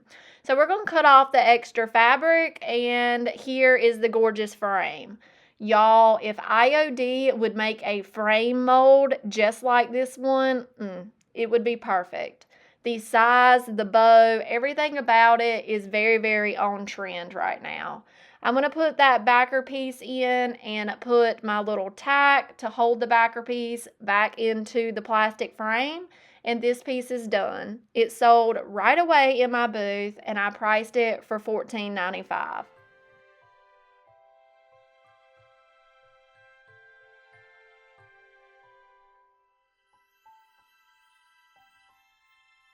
Our next project, I picked up 2 pillows on a yard sale for $3, and I grabbed these because I seen where I could take the pillow insert out.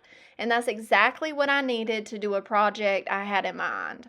So as I was taking the second pillow insert out, I found a key inside the pillow. I was like, wow, somebody probably forgot that they put it there and thrifted them or donated them.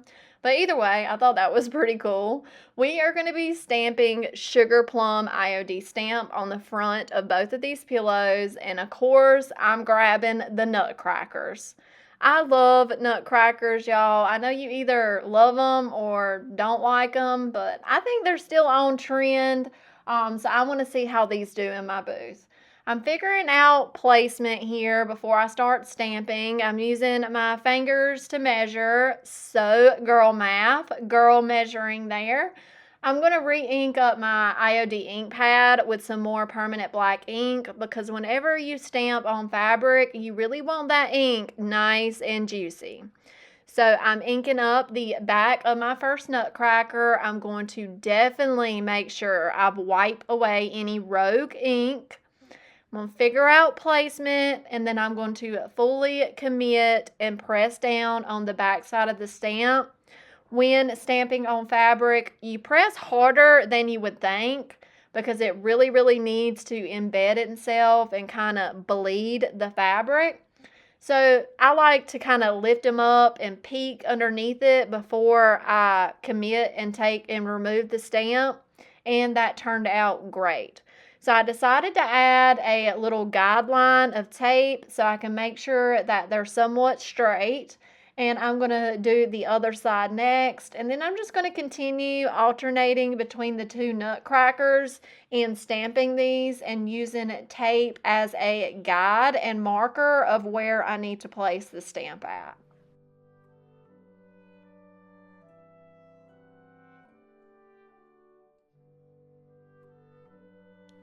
I did heat set these in the dryer before putting the pillow inserts back in. I think this would have came out way better if the fabric of the pillow was more white and the thread weave was more tighter of a weave, but they still came out really cute, and I priced them $12 a pillow. Y'all let me know what y'all think about these. This project is one of my favorites from this video. I have a Hobby Lobby wreath that I got 50% off at the beginning of the season. I'm going to remove all the tags. I think this wreath had like 3 tags on it. Why? Why does it need 3 tags? Either way, I have these yard sale lids, bushel basket lids. Very, very cool pieces. I picked both of them up for a couple dollars, and we're going to add a wreath to it. So I want this wreath to not be permanent. I want the customer to be able to like change them out every season. So we're going to use wire to attach them. I'm just looping it around the wreath a couple times, and then I will flip the basket lid over and just secure that wire by just twisting it around itself a few times, nice and tight. And then we're going to do the same thing to the other side of the wreath. That simple, really. It's just a reminder that all of your projects do not have to be detail-oriented and difficult to be awesome, right? Like, I get that in my head sometimes, that it's got to be unique, it's got to be, hours and hours of work, but it really don't, y'all. Either way, I have this Temu ribbon here. It's like a gold shade, and I am not a professional bow maker. Let me say that. But I did my best here, and I'm going to make like an awareness shape and then kind of crunch the middle together. I'm using some wire to secure it in the center, and then I'm going to attach this wire to the top of my wreath.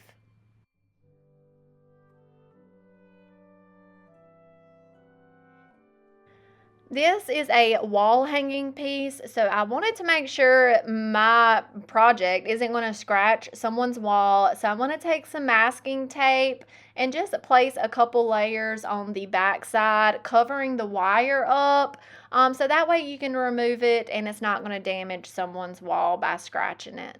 Other than that, I made 2 of these, and y'all, they are perfect in my opinion. I love the long droopy bow. The color of this basket lid is everything, and I think it's super cute. I priced them for $27 a piece.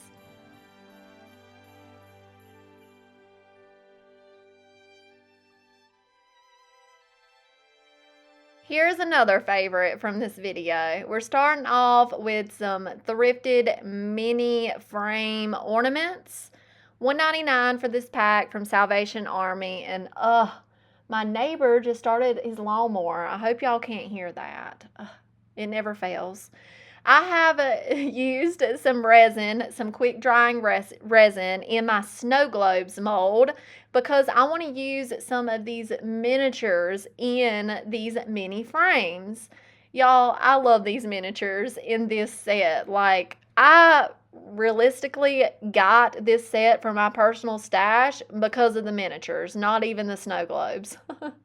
We are going to be gluing these to the center of our frames. I've kind of mapped out my layout here, and this is what I've came up with. And we're going to be using my go-to super glue and accelerating spray for very impatient crafters like me. Y'all, this product's in my Amazon store if y'all are interested. It comes with 2 bottles of glue and 2 bottles of the accelerating spray. Y'all try it out. Yeah, it's a game changer. But we're going to get these glues down, and then we can immediately come in and start painting. No waiting for glue to dry. I'm going to use an all-in-one white paint to paint the center of my frames. I just needed to do one coat. This paint is good and thick, so I'm going to add a little bit of texture by pouncing up and down, making sure I get into all the details of our little miniature castings.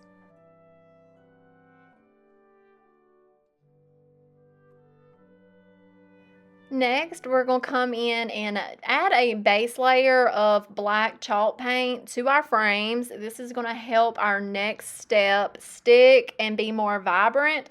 So I'm going to very carefully, this is like sped up ×8. So this was a pretty tedious part of the project. I'm going to cut in and paint the frames. And I'm going to go ahead and apply a coat to the chain and the back of the frame as well. And here is how we're looking after just one coat of that black paint. And now we're coming in with my favorite gold color. This is Bronze by Paint Couture. Their metallic looks paint. Y'all know what I'm talking about. Either way, I use this a lot. It's my favorite. We're going to add one coat over everywhere we just painted black.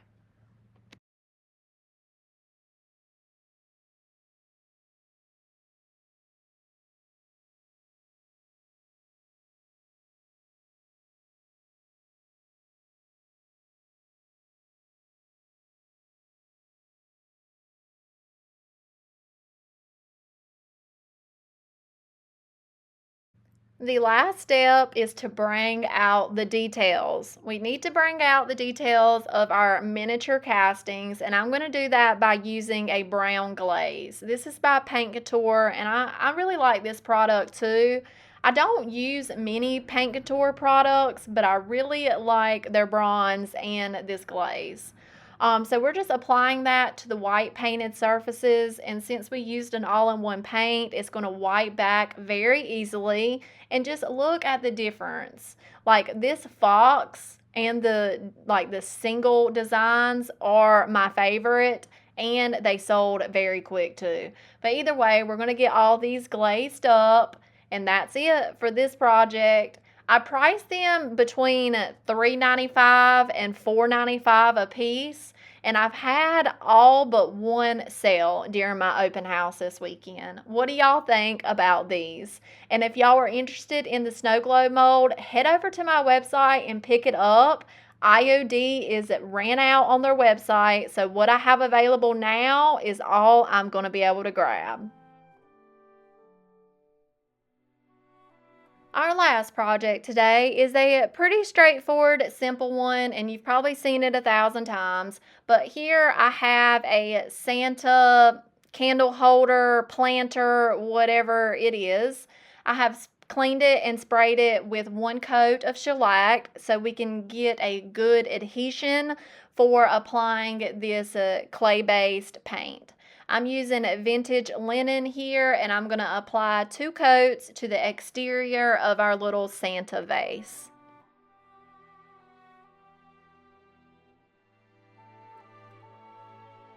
I'm going to go ahead and paint the bottom as well so we can cover up that Made in China stamp. Now that our 2 coats are dry, I decided it would be a good idea to clear coat this clay-based paint. Not that you necessarily have to before you come into the next step, but I don't know. I was just on a whim here and decided to give it one coat of my polyacrylic matte before coming in with my fine line crackle. Y'all, I have been loving this. I actually want to put in an application with PinterArt to see if I can sell some of their products. So, I don't know. We'll see about that. But I have been gravitating toward this fine line crackle, and I just love it. So, I applied step 1 all over, let that dry, and now I'm applying component 2. Component 2 is a lot more runnier, so you kind of got to keep an eye on it and watch for runs and drips. Make sure it doesn't pull up in any area because you will get that amber hue. So I just keep an eye on it for about 15 minutes until it's dry. It takes about an hour to dry to the touch, and then I'm going to come in with my PinterArt antiquing paste. I have fell in love with this product too over the fine line crackle especially. And I'm going to use a piece of blue shop towel wrapped in my finger, and we're going to start smearing this paste on the sorry, my throat's been giving out on me. I mean, my voice. My voice is giving out on me. We're going to use the paste over the crackle, is what I'm trying to say. And it wipes off fairly easily because of the high gloss sheen. I finished up the antiquing paste, and I'm just going to use this Hobby Lobby tree that I got 50% off, and I'm going to stick it inside the Santa planter. And that is it for this project. I priced our little aged Santa for $23, and I believe he sold this past weekend too. Y'all let me know what y'all think about this one.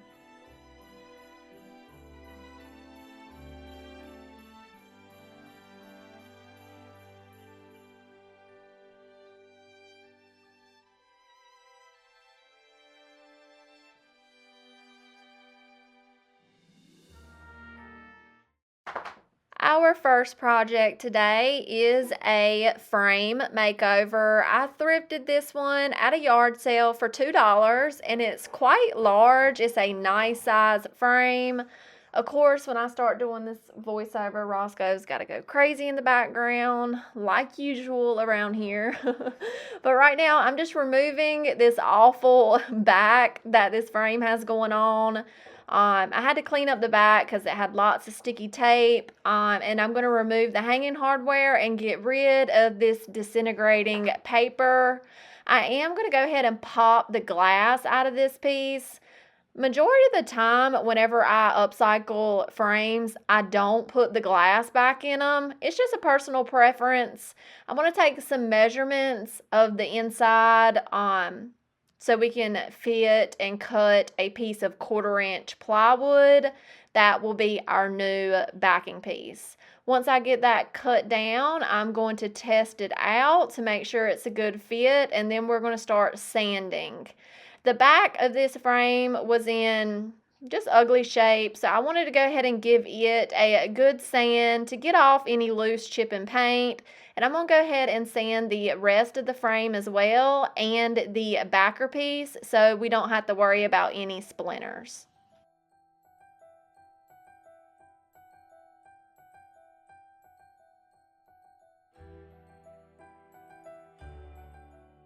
We are going to paint our frame using this metal pigment and the Pigment Fix by Pent Art, yes. And this is such a gorgeous gold color, y'all. You can make it very, very pigment, like one coat coverage, but I'm still kind of learning the ropes with this product, so I could have added more powder here and had one coat coverage, but I kind of thought I was adding a lot to begin with. But either way, you just stir these together really well, and it's kind of aggravating to stir, honestly, because the pigment wants to fly everywhere out of the container. If you've used this product, you know what I'm talking about. But once you get it well combined, it's going to be a gorgeous gold paint. So I'm going to go ahead and start painting this frame. It's already been scuff sand and cleaned well, and now we're going right on top of the wood with this gold Pigment Fix paint. I did have to do 2 coats because I didn't mix my pigment, strong enough, but that is fine. And I will note I did paint the back of the frame as well at the last step. So here is the star of this show, this gorgeous Santa Temu print.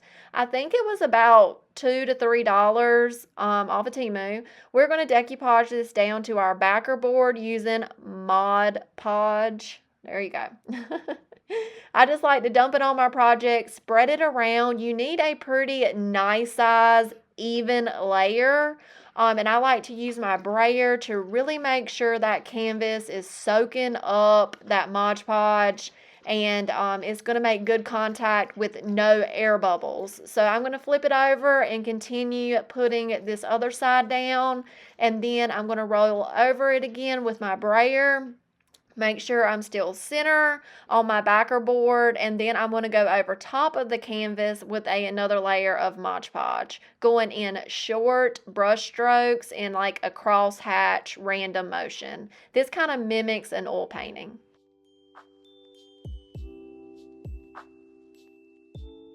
Here is how that frame is looking now. Once I installed the artwork, I did put another coat of that gold paint to finish off the back of the frame. I'm using this point nailer that I get off of Amazon. It is such an awesome tool. It's linked down in my Amazon store in the description box if y'all are interested in some of my most used Amazon products. But I added a hanging hardware, and that's it for this piece. It is so, so beautiful. It's gonna be a fast seller, I know it. I priced it for $67.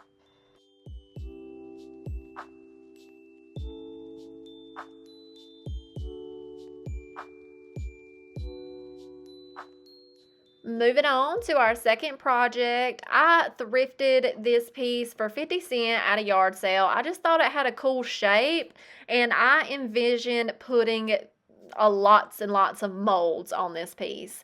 So I gave it a good clean. I was going to sand it by hand, but I was like, that's taking forever. So I took my electric sander and gave it a really, really good scuff sand. And then here's how it's looking now after that scuff sand. And now I'm wiping it down again. We are going to be using the new Saint Nick Deep Mold. I have not used this yet, and it is so gorgeous. I imagine putting this Santa on a few different things that we're going to be working on in the next couple of weeks. So I'm mixing up my Fabricast quick resin. This becomes unworkable in about 3 minutes and dries to the touch in about 10. So I'm just mixing equal parts A with equal parts B, stirring them together for about 20 seconds and then pouring it immediately. And here is a quick time lapse of it curing on me before I'm even done. I just very quickly take a stick and push it in all the little nooks and crannies. Try to clean up my mess a little bit, and like I said, within 6 to 10 minutes, it is ready to decast. When you are using resin with your molds, it pops right out. No need for cornstarch or anything like that. Just gently flex the mold and it will pop right on out. Look at all the detail of that Santa Claus.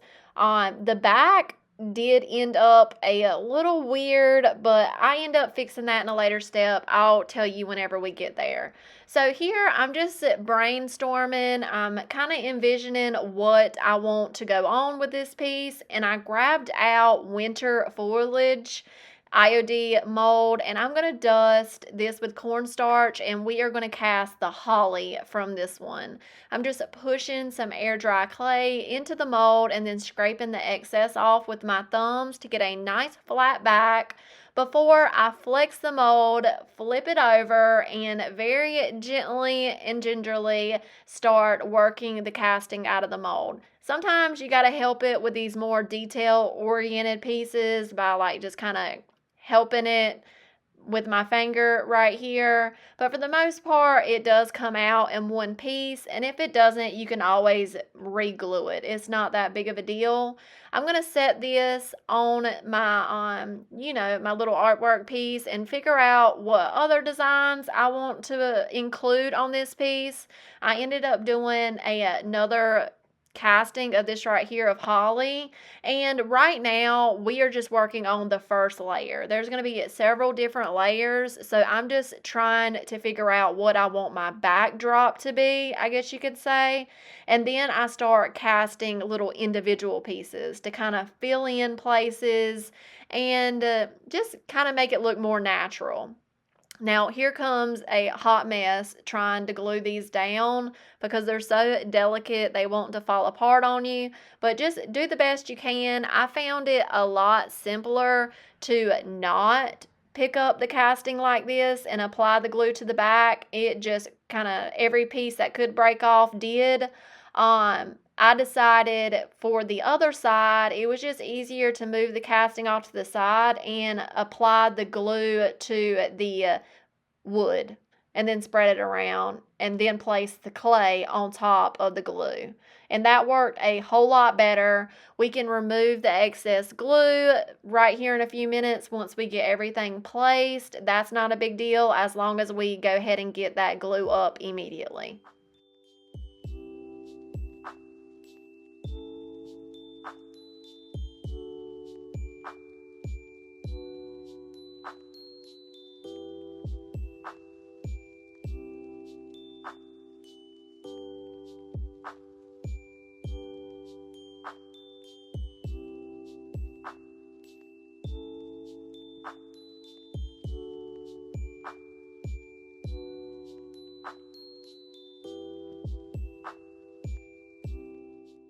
So now I'm going to work on cleaning that glue up with just a paintbrush and a wet wipe and just wipe it away pretty much.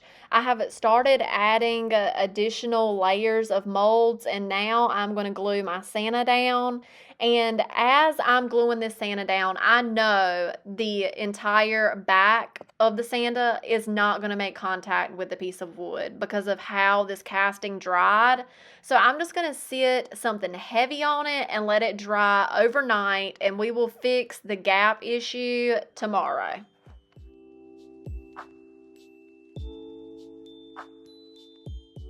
So now it is the next day. As you can see, I added some additional castings. I added some of the pine, some more holly, and this holly is really covering up the ugly areas that cracked from the night before it drying, and just filling in and adding more detail to the piece. That's what I always suggest, like really, if you think you have enough clay up there, just put some more layers. Is it kind of my thought is it just makes it look better in my opinion. Okay, so now we are painting. We're going to give everything a nice coat of just, I think this is raw silk fusion paint, using a smaller paintbrush to get into all the nooks and crannies in between the molds and castings. And I'm really trying to make sure I have everything colored, and so we have the same color whenever we're starting off.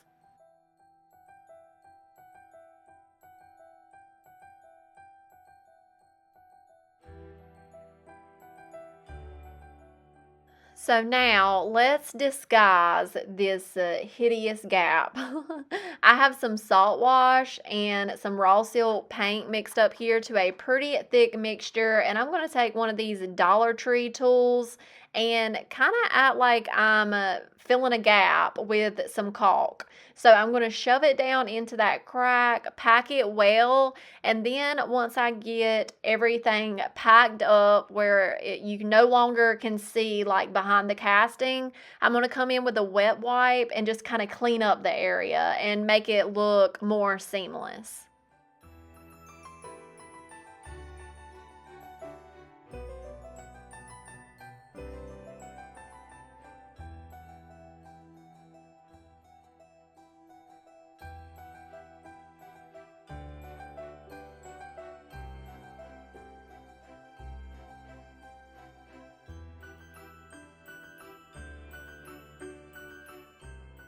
And if you ask me, it's like it never happened. I did go ahead and apply a second coat of that raw silk over the entire piece so we had better coverage, and now we're going to mix up a flesh color. I'm using some Waverly like baby pink paint and sandstone in the Alchemy Fusion line, and I'm just playing around until I get a flesh tone color that I like. I really had no idea what I was doing, just kind of guessing here. And I'm going to paint Santa's face. And once I get Santa's face painted, I'm going to take a little bit of that baby pink and my pinky finger and just kind of add some little rosy cheeks.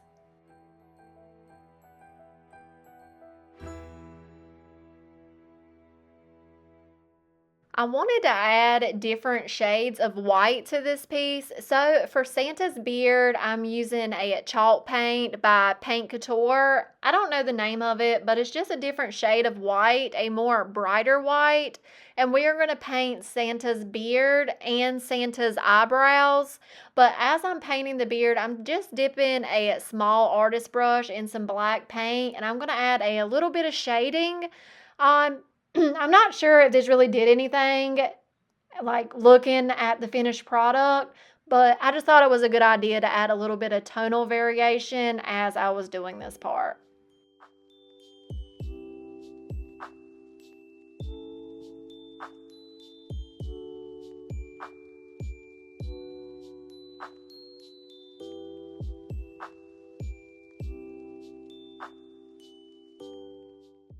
Now, the hardest part of this project was the eyes for me. Looking at the finished project, I'm still not 100% happy with his eyes, but I don't really know. I don't know what else I could have done differently other than maybe add some blue. I didn't think of that until after the fact, but I just painted the insides of his eyes with that same white I used on his beard, and now I'm taking a very, very tiny artist brush and I'm going to do a black circle, and then I end up adding a dot of white in the middle of the black circle later on. So now I'm jumping to another white paint. This is Parchment by Fusion, and I'm going to paint the little fluffy part of Santa's hat with this color and the little fluffy ball. Next, let's work on our red. If y'all watched last week's video, you see me make over some ornaments in a maroon color. So I'm just making that color again. I absolutely loved it. It's just Marquee by DIY, a little bit of blue paint and a little bit of brown paint. And that made the most gorgeous, deeper red or maroon burgundy color that I'm going to use to paint Santa's hat. And I will use it later on to paint the berries.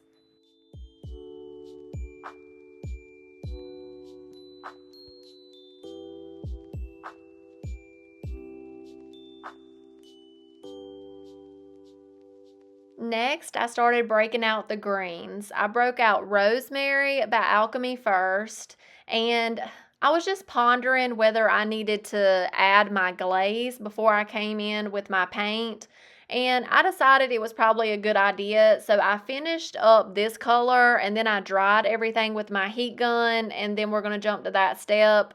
But here, I'm not worried about perfect coverage as I'm painting the pine. Just, doing kind of like a heavy dry brush over things. So that's whenever I decided to stop, dry the piece, so we can add our Van Dyke Brown Antiquing Glaze first. This is what I would typically do before painting like detail-oriented pieces like this. I like to add a glaze first. So I'm going to mist the project well so that glaze can spread better and it just makes the product last a whole lot longer. And I'm going to work it into all the details. And then I'm going to use a baby wipe and pull back that excess glaze. And sometimes I will use a dry paintbrush and work that glaze out of the deeper holes and pockets that is just a little too dark for my liking. I'm going to do the same thing to the whole sign and to Santa.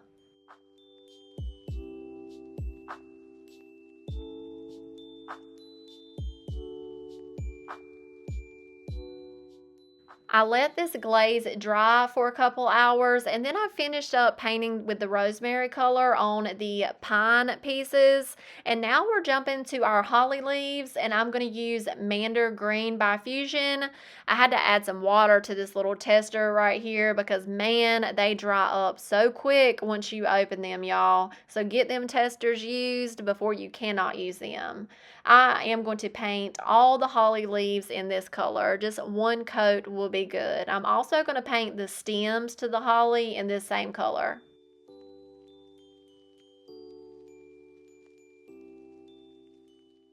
If you are interested in some of the molds that you see me using in today's video, you can find them available on my website, and that information is down in the description box. But for right now, we're going to finish painting up this holly, and then we're going to jump back over to that burgundy red color. Or no, actually, we are dry brushing the holly.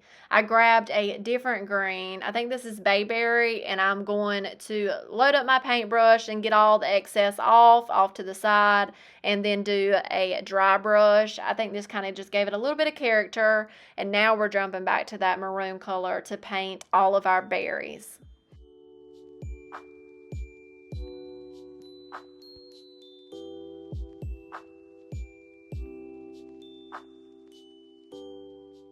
I felt like this piece needed a little bit more, so I grabbed out Paint Couture's Metallic Luxe paint. This is in the color bronze, and I'm going to paint the edges, being very careful cutting these in, and I'm going to do 2 coats on the edges for full coverage. Then I'm going to dip my finger in that same bronze color and just give our molds and castings a little bit of highlight to them. It especially looks gorgeous whenever you do this to the holly leaves. I absolutely love this small detail.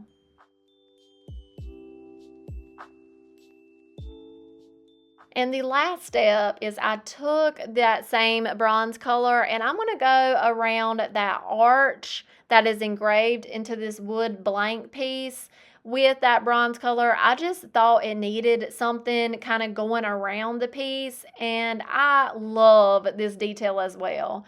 Y'all let me know what y'all think about this one. I absolutely love it. It was a lot of work, but man, it is so pretty. I priced it for $47. Y'all let me know what y'all think about this one.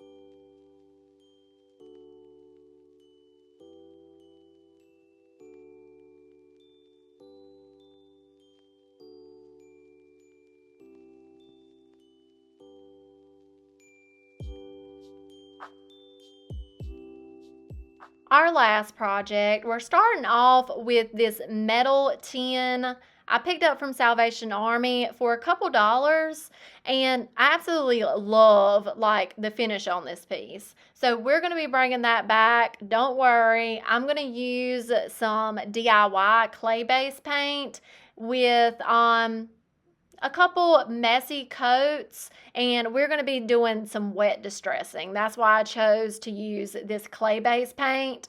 I'm going to leave that rim around the bottom of the canister and the rim around the lid unpainted. I just thought that was a cute detail. Once I got 2 coats of paint on, I'm going to grab a baby wipe and wet distress the mess out of this piece. I'm going to really focus on the corners and the edges and some random spots here and there until I like the way it looks.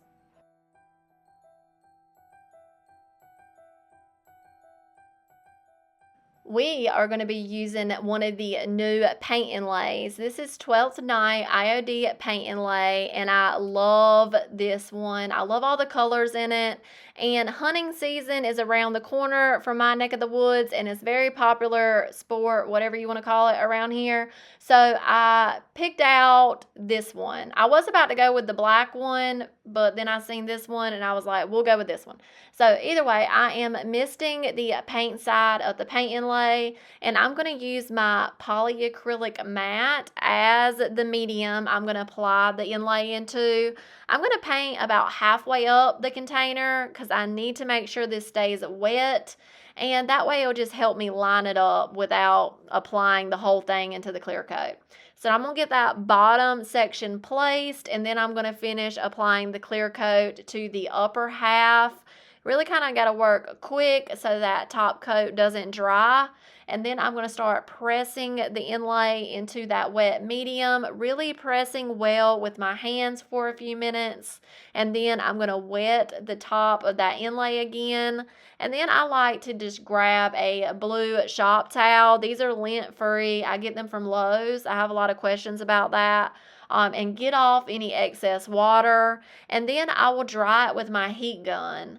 I am very impatient. You could let this dry naturally, but I like to go ahead and move on to the next step. So within about 30 seconds, it is dry. And now I need to re-mist the top of that inlay. Let it soak up that water for a second. Get off any excess water so it doesn't create any runs.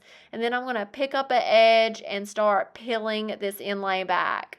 And everything was looking perfect until we got about right here.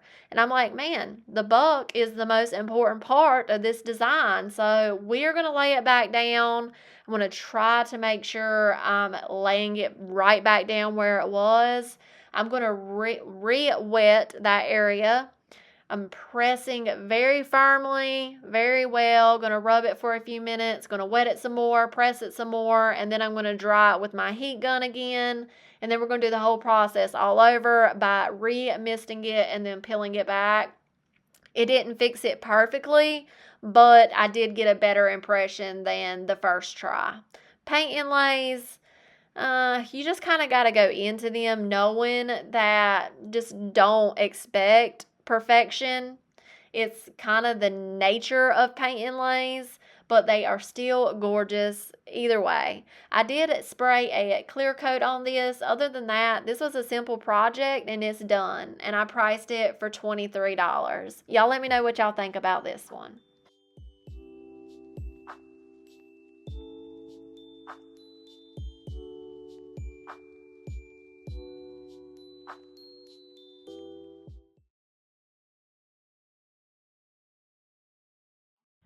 Alrighty, here we go with our first project, which is this pretty heavy duty platter. I picked this up on a yard sale for $2, and I don't know, I feel like this is something special, but either way, I feel like it needs a makeover. So I am, after I've cleaned it, of course, I'm grabbing my clay-based paint. This is in the color Vintage Linen. And I'm going to do 2 coats just on this center portion of the platter. I want to leave the trim alone because I think that will be a nice detail when we finish the projects. 2 coats was really good coverage. Now I have cut out the Noel from the 12th Night IOD paint inlay. I have not used this packet enough, so we're going to be using it a couple times in today's video. So now I have misted the paint side of my paint inlay, and I am using the clay-based paint to put my paint inlay in this time. I don't do that often. Normally I apply my paint inlays into top coats, but I just decided to go this route this time. So now I'm pressing that damp paint inlay into that wet paint, and then I'm going to pick up the other side and do the same process. To me, doing it in sections like this is a lot easier so I can make sure my placement isn't getting shifted and crooked. So I just prefer doing it in sections. Once we get both halves stuck down well, I'm going to remist the top of the inlay and then blot off any excess water with a blue shop towel. And then I'm impatient. I like to dry mine with a heat gun, but you can also set it to the side and let it dry naturally. That only takes a couple seconds if you use a heat gun. And now that it is fully dry, I'm going to use my mister again to re-wet that paper, get off any excess water again, and then we are going to start peeling this inlay back. I like to start on a corner and then just kind of peel it back in a diagonal. It looks so cool when you do it this way. That mirror effect is what it reminds me of. But this part is very addictive, and once you get the hang of paint inlays, you are going to love this part.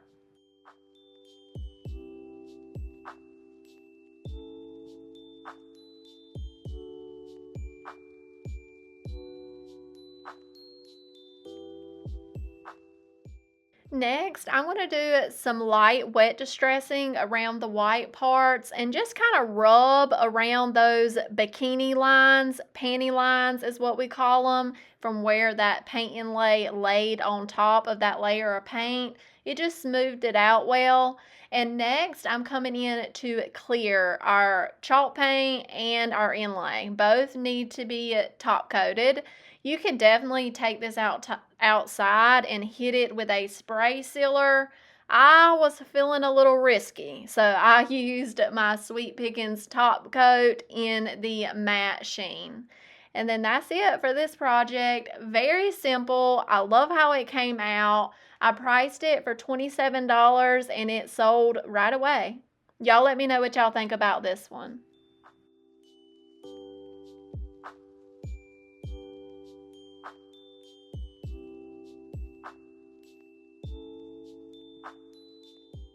Our next project, we're starting off with some fabric. This is some like green velvety fabric. I thrifted a while back for $3.99. I have been working my way through this. Y'all have probably seen me do several projects using this fabric.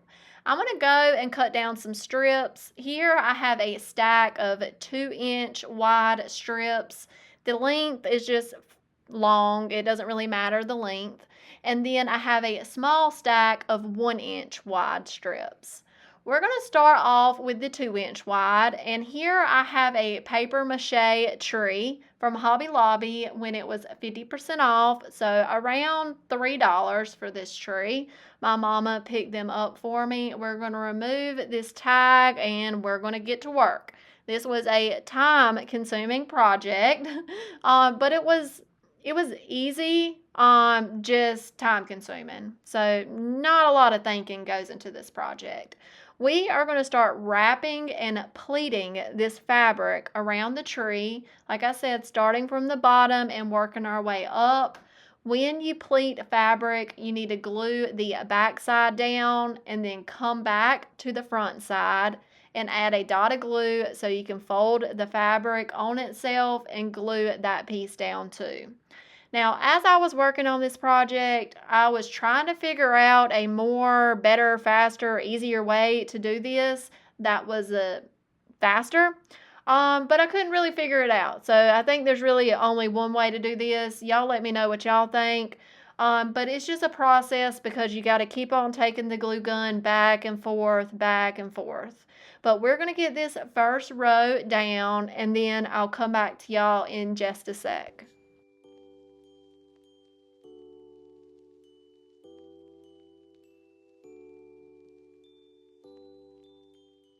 We have worked our way around that first row, so now we need to close it off. I'm just going to do one more pleat and then cut the fabric and add a line of hot glue to the base of the tree, and then just kind of wrap that fabric around and create one last pleat.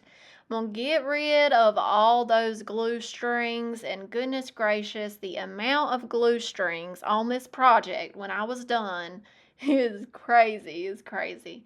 They get on my nerves. So now I'm going to start our next row. About halfway, we're just going where the bottom is about halfway to the second row, or y'all know what I'm saying. We're overlapping about halfway, and we're going to make sure all of our starting points starting points are on the back side.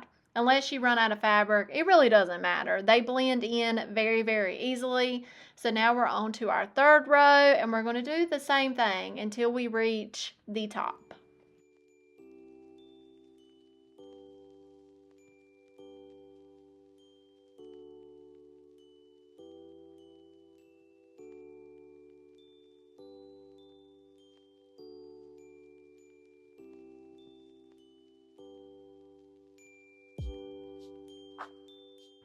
Now, when we make our way to the tippy top, I'm going to jump to the 1-inch wide ribbon or fabric cuts. I just figured that would be easier to work with, but we're going to do the same thing and just pleat it, glue it, pleat it, glue it. And then when we get to the top, we're just going to kind of make the best out of it and just kind of glue those ends together.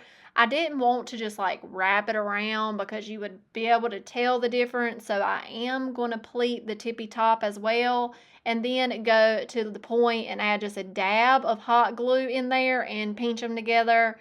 And I think it came out fairly good. This part, I got better on my second tree and kind of covered the point before I came in with the fabric, if that makes sense. But like you can see here, I'm just kind of figuring it out and wrapping it around that point.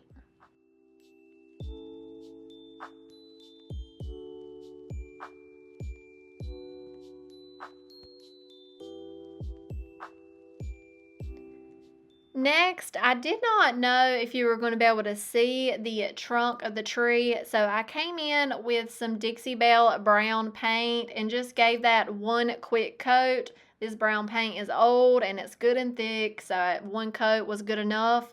When I came in to do this second tree, which was much larger, and took much longer, I decided to paint the trunk of the tree first. I figured that was a good idea, so I did not risk getting the brown paint on my fabric. I'm not going to make y'all watch the second tree. I did the exact same thing to it, but I love, love, love, love, love, love how these came out. I priced the large one for $27, no, $23, and the smaller one for $17. Y'all let me know what y'all think about these.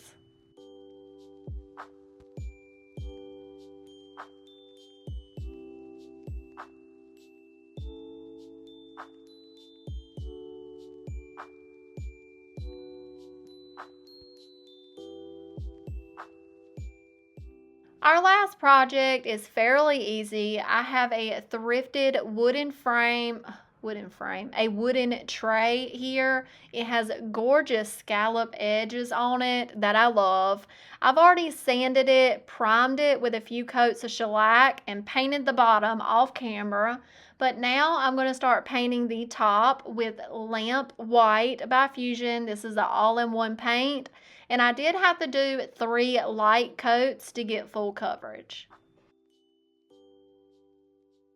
And a quick reminder for y'all to save you some trouble, when you're using a new paintbrush, rinse it out first before you use it, or you'll have little brush hairs in your paint. I picked bristles out of this paint for like 30 minutes. So rinse your brushes first before using them. We are going to be using another design out of the 12th Night IOD paint inlay. This is a 1-pager design, so it's nice and large, the gorgeous Merry Christmas. I'm going to work in sections about half and half.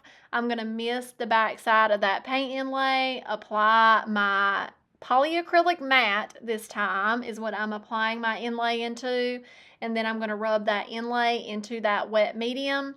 Then I'm going to do the same thing for the other side. This inlay did give me a little bit of a hard time, but we were able to fix it for the most part. I could not wait to use this 1-pager design. I've got to use that Santa one next. I've got to get these inlays used. If y'all want a 12th Night paint inlay, I believe I have 4 or 5 left on my website, so y'all run over there and grab one.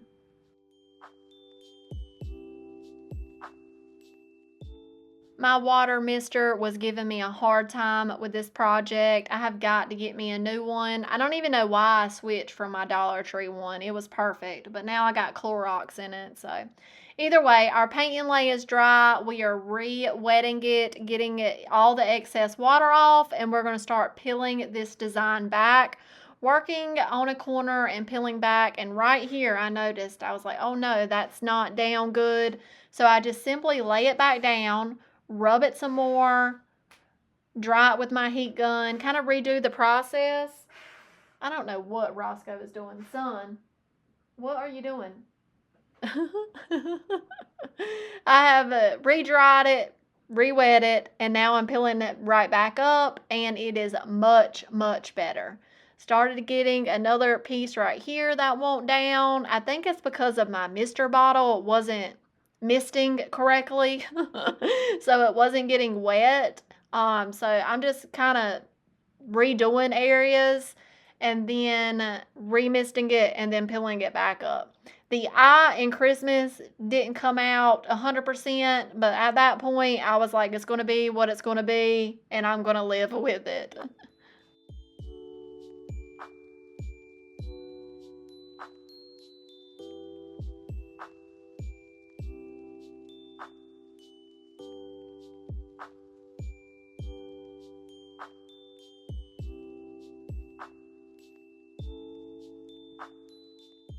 I wish I would have taken this one outside and hit it with 1 coat of a spray top coat, but I didn't. I was feeling a little risky again, and the first paint and lay project in this video went well, so I figured this one would go well, but it smeared in some areas. but it's fine. I don't know. I'm gonna live with that as well. Some projects just give you a more hard of a time than others. I call them my problem child. But we're gonna get this top coated using very, very light brush strokes. I feel like this project needed some more detail, so I took my Paint Couture bronze metallic paint. I love this stuff, and I'm going to use a artist brush, a flat artist brush on the side, and just hit the top rim of the handles and edges of the tray. I feel like that's going to make those scalloped edges really pop out too.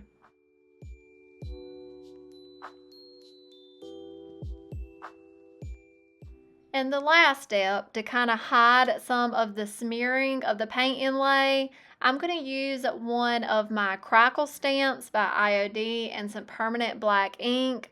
I'm going to ink up the back of the stamp just kind of randomly, and then I'm going to offload it over on my work surface, and then just kind of very lightly tickle the back of the stamp so it looks random and not like a pattern. I'm going to go over here and stamp a little bit, and over there and stamp a little bit, and I did go up the sides, the inside sides of the tray as well. Once I let that dry for a few minutes, I'm going to come in with a baby wipe and just tone it back just a smidge.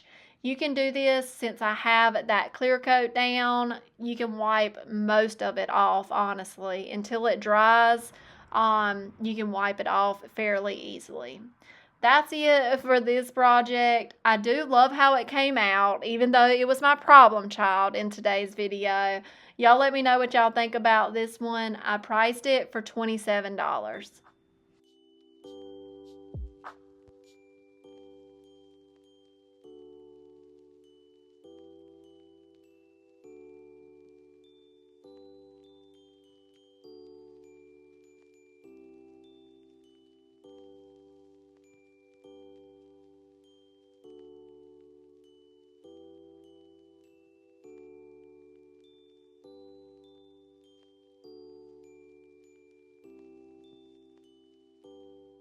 Let's jump into these first projects, which are some oversized ornaments. Y'all have seen me make over these before. I think it was like last Valentine's spring.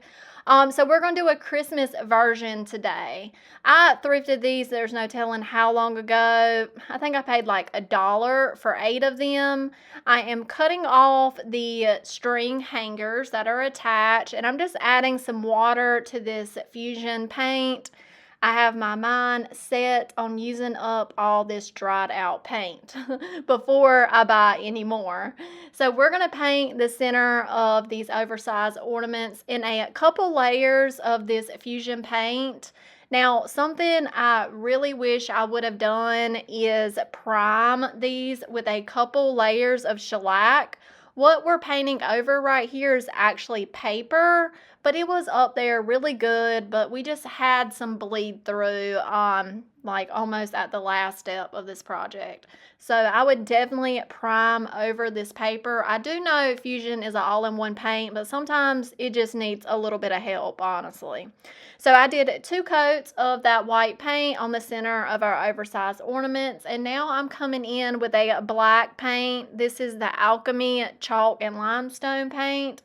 And I'm going to very carefully cut in around that center panel and paint the frame around our ornaments. This just took 1 coat, and I'm also going to paint the back sides of all 4 ornaments as well with this black chalk paint.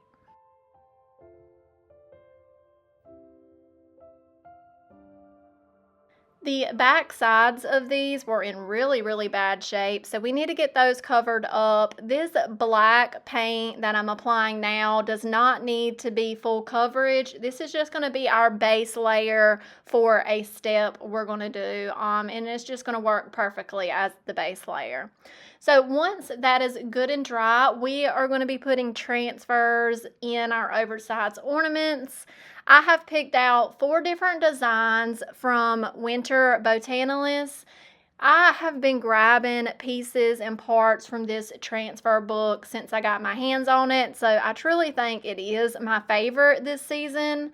But yeah, so we're going to get these cut to fit. I'm just going to score with my fingernail and then kind of cut a little outside, a little larger than that score line. It's going to be fine if some of the transfer ends up getting on our frame. We can get that off or paint over it in a later step. Now, this one that I'm working on right now, I wanted to layer my transfers a little bit because I wanted all of my designs to have a little bit of red in them, which you will see why in a later step. It's just going to kind of match the idea I have going on. So I'm going to place the transfer I want in the background first, and then I'm going to place this one over top of it using my little burnishing tool right here to rub all over, and then I'm going to pick an edge and start lifting and rubbing at the same time. And these came off great over that fusion paint.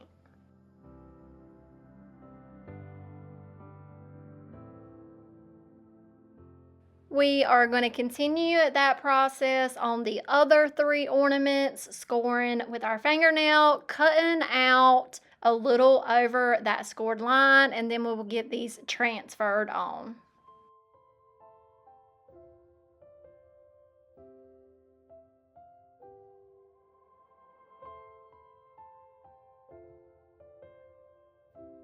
Next, we need to seal over these transfers. The transfers do need to be sealed, but especially in this case, because we're going to be going over these with a crackle medium. So I'm going to apply a nice healthy coat of my polyacrylic matte over just that center panel, and this is actually what made that underneath paper bleed a little bit, but it's fine. I had already decided I was going to age these up a bit. So it's really not noticeable in the end. Y'all let me know if y'all can notice it at the end. So like I said, I'm going to go ahead and apply a nice healthy coat over all of these center panels. And then as that is drying, because that's going to take a little bit to dry since we applied it nice and thick, I'm going to come in with Paint Couture's Luxe Metallic Paint. This is in the color bronze, and y'all know this is my favorite. I love this paint. And I'm going to paint the frames on all 4 of our ornaments, and I'm also going to paint the back side. But I'm letting my paintbrush kind of skip over some of the valleys in the frame, so it just kind of gives it a cool look with some of that black peeking through underneath the gold. I did apply 2 coats of that. And now everything is fully dry, the frame and the center panel. I'm coming in with Pent Art's Fine Line Crackle. This is the 2 component, and I'm going to apply component 1. It's very much like applying glue. That's what it feels like. So we're going to apply kind of a random brush stroke pattern over these, and we're going to let that dry. That does take about an hour to dry, and sometimes it still feels slightly tacky, but that can stay tacky for days, especially in my weather. And now we're going to apply component 2. This one is a lot more runnier, and you got to be careful because if you let it like run and not pay attention to it, you can really see those amber runs in it. So here I'm trying to show you the crackle that has transpired, but it's really hard to see until you use something to emphasize the cracks. So I am breaking out this, it's like a paste, an antique paste, and I started off using my finger because I've heard you really got to push this product down into the cracks, but I just couldn't. I don't know. It just wasn't working for me, so I switched over to a little piece of a blue shop cloth. Do not use anything wet on this. It has to be a dry cloth. And that worked all right, but I was like, there's more crackle that isn't showing up. So I jumped back to my finger, and you really kind of got to working in all different areas, like moving your finger all different directions is what I mean. So I just kept on doing this until I liked the way my crackle was showing up, and then I just kind of buffed off any excess, leaving some of the paste kind of dark along the edges of the frame.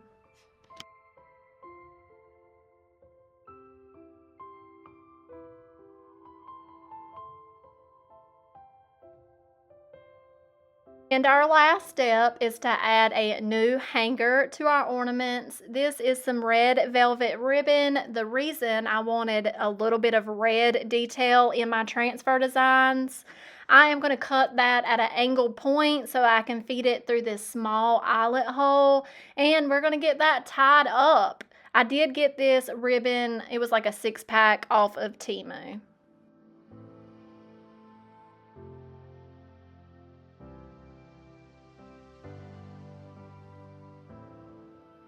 And that is all for these projects. I love how all of them came out, but I especially love the oval one. I think I'm going to price these probably like $12.95 or $13 a piece. Y'all let me know what y'all think about these projects.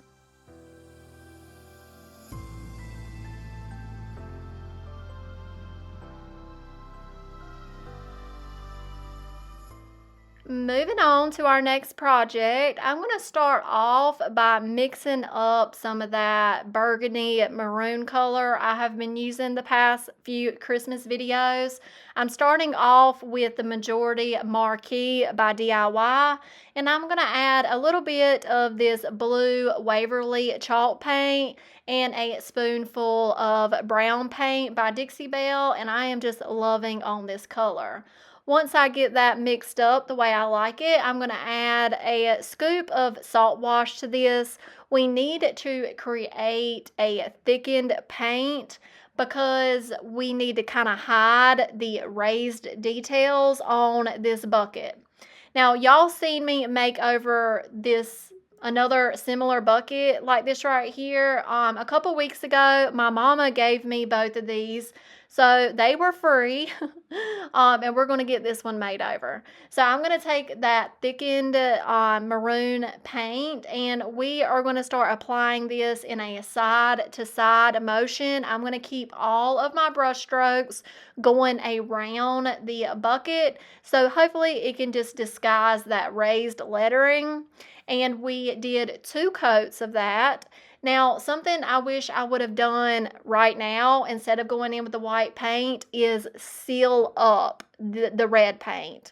Add just a coat of spray sealer or apply a top coat to this and let it dry, because you'll see why in a few minutes. But right now, we are going over top of that textured paint with 2 coats of some pretty rough DIY vintage linen paint. It had chunks and chunks in it, but it's fine. It added to our texture. I did 2 coats of that and let it dry. And now we are going to do some wet distressing. And right about here, I was like, oh no, I should have sealed that red paint. It was smearing and kind of bleeded into my white paint, but I was like, you know what? It's going to be what it's going to be.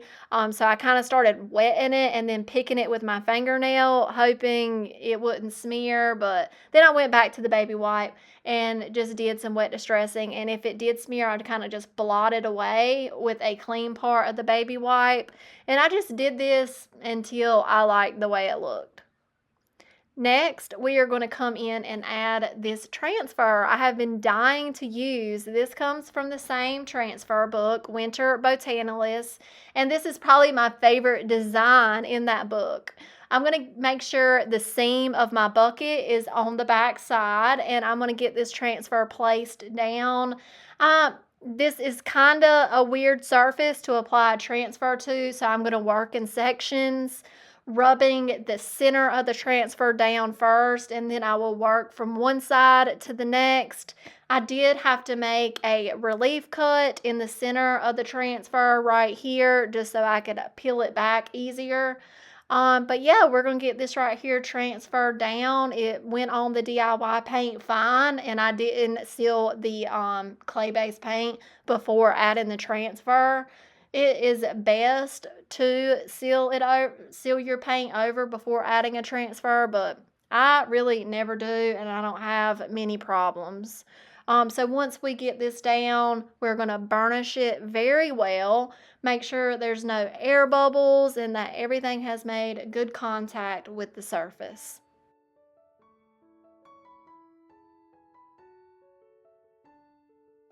Next, I have a little bit of antique gold rub and buff on right here beside my work surface, and I'm going to dip my finger in that and go around the top rim and the bottom rim around our bucket. I just love adding a pop of a gold detail to these projects. And I did not care if some of my finger hit the white. I think it just added a little bit extra to the design.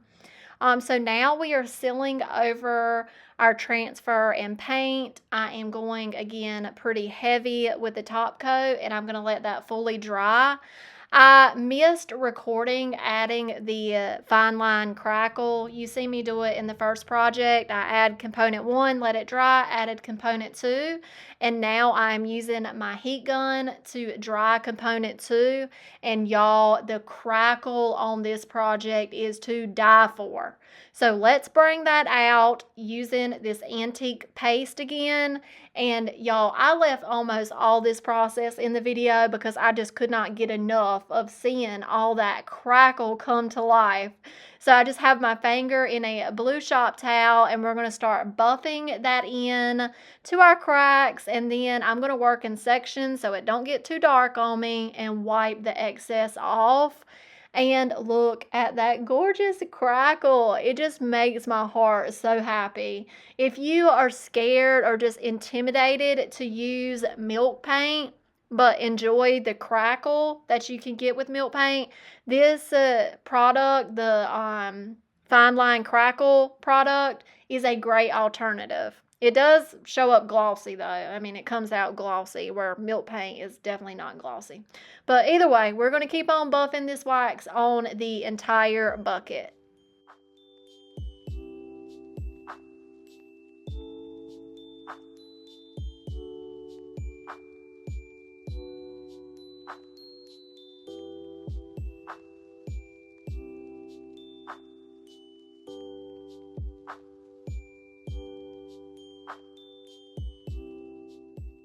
I honestly cannot explain how ecstatic I am over all that crackle, but I do not like the glossiness to it. So I picked up this varnish. This is matte varnish. It's solvent based. You cannot use water-based products over your fine line crackle.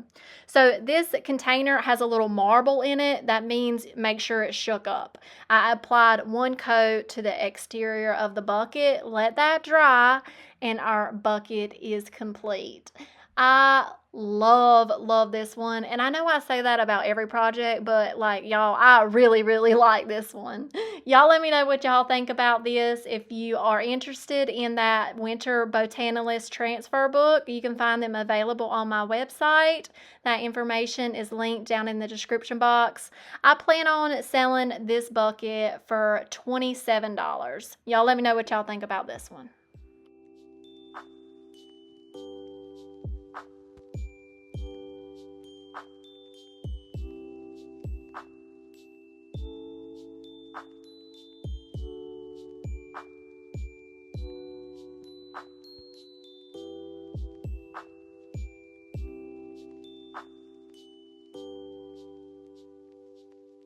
Next project is a pretty easy one. We're starting with this candlestick holder I thrifted for 49 cents, and yes, I do know this is vintage, and yes, I am going to paint over it, but no one wanted it. It was 49 cents, and it's going to come out beautiful, just trust me. So after I cleaned it, I'm going to give it just one rough coat, the top, bottom, all in the nooks and crannies, one coat of this black chalk paint by Alchemy. I'm going to do the inside a little candle holder cavity, and I'm going to do the bottom as well.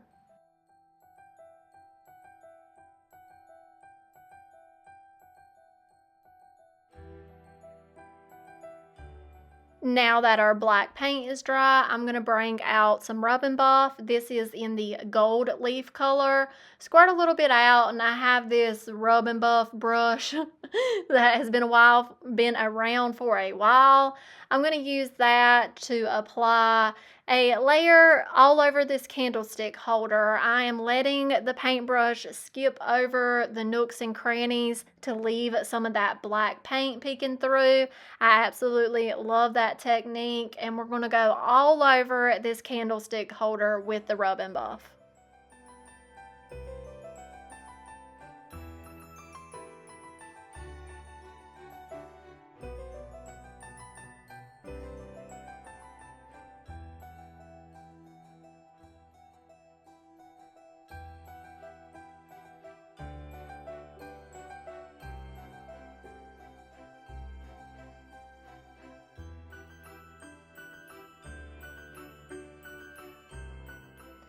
I always pick up these smaller Christmas trees from Hobby Lobby at the beginning of every season when they're 50% off, because that is a good deal. I pay around $3 to $4 a tree, and they are perfect for projects. So I'm going to take this little sack off, and what's under the sack is just like some concrete.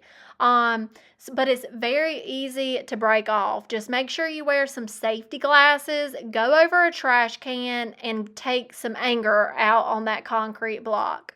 Sometimes you do have to use your heat gun to melt off the glue that's around the concrete. So I did that and I cleaned it all up.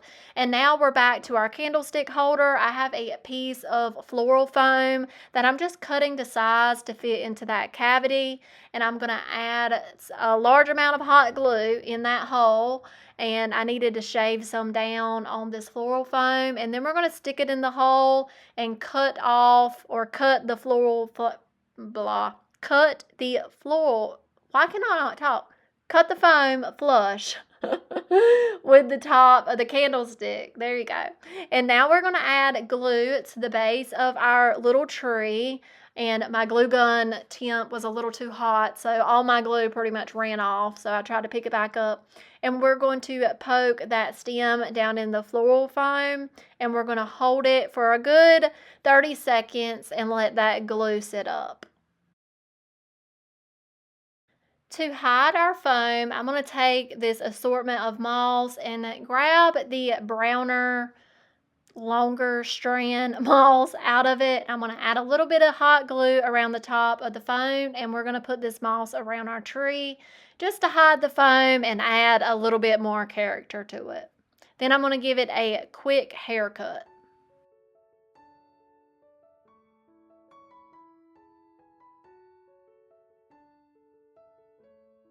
Our last step is to cut a piece of red velvet ribbon off. I wanted it to be a long strand.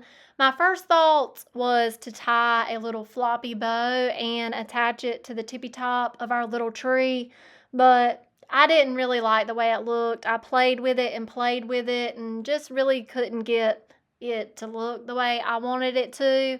So I changed course and tied it around the candlestick holder, but still left the tails long and droopy. And y'all, I really like how this one came out too. I think it is a cute Christmas project that would be perfect on a mantle. Y'all let me know what y'all think about this one. I'm going to price it for $23.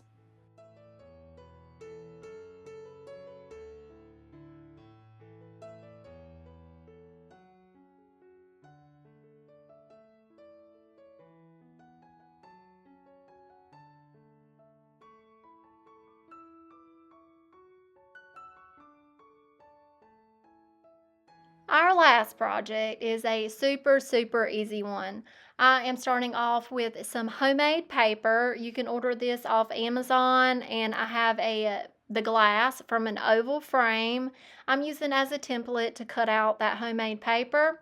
I also used that glass to cut out a piece of white cardstock, and we are going to be applying this gorgeous, gorgeous transfer to it. This is out of Santa's Hollow, y'all. This one has some cute critters and old world Santas in it, and I love this Santa Claus. So I'm going to just put the paper on something more solid, and we're going to start transferring. Now, I started off rubbing this way, way too hard, and I had some struggles right here with the tree. It was sticking and peeling my paper up. So I used my fingernail and kind of pushed the transfer back down, and luckily I was able to get all the transfer down this way. But once I got from that area, I went around the edges of the rest of the transfer like I am right here, very, very lightly. Like I did not have to push hard at all to get the transfer to stick. And once I make it around all the edges, I start kind of putting my hand underneath that top protective piece and pulling it up in a large section, and this worked perfectly. I thought I was about to mess this project up. Thought I was about to mess it up, but luckily we got the transfer down. Now that it's down, I'm going to burnish it well with my hands, and we're going to start putting everything inside of this gorgeous wooden oval frame. I'm going to give it a quick clean real quick. I had to get a little speck of white paint off of it, and we'll get everything put back together. I am definitely not painting this gorgeous wood frame.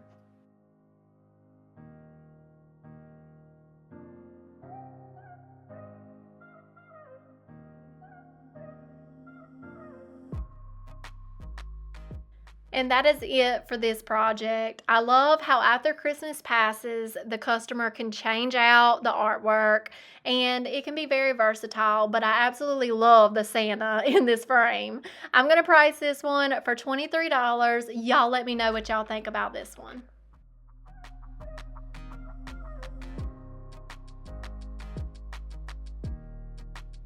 Our first project for today is one that we actually started on in last week's video. I'm just going to give a quick recap here. I gave it a really good scuff sand. It had some really deep scratches on the top of it, so I was making sure to sand those flat and make sure it's nice and smooth. And I believe I thrifted this for like $1, maybe $2 max. I've had it in my stash for a while. I've given it a good clean with some Windex. I've let it dry, and I am going to prime it with a couple coats of shellac because that is MDF underneath the paint, and we have a lot of that MDF exposed, especially on the top area. One of my favorite things about using the spray shellac is it dries super, super fast. So now we are going to start getting this ready to paint. I needed to remove these little felt protecting things so we can give it a full paint job. So I'm going to use my heat gun to just warm up that glue and use my little scraper tool to scrape those off. And now we are coming in with DIY paint in the color Vintage Linen, and we're going to give this little stool 2 good coats. As we are getting this stool painted, I wanted to remind you about my memberships. I have 2 available memberships if you are interested. One is called Rescued, the other is Restored, and all that information is linked down in my comments. But the Restored members just got their first monthly video, and I was so excited and a little nervous about making that video, but it came out really good. And I have decided to change it up a bit. Instead of sending out sales data reports monthly, I have chosen to do that weekly. So it's more current of what's actually selling in my booth. And I just feel like that will help y'all a lot better. So if you're interested in becoming a member of my YouTube channel, check down in the description box for more details.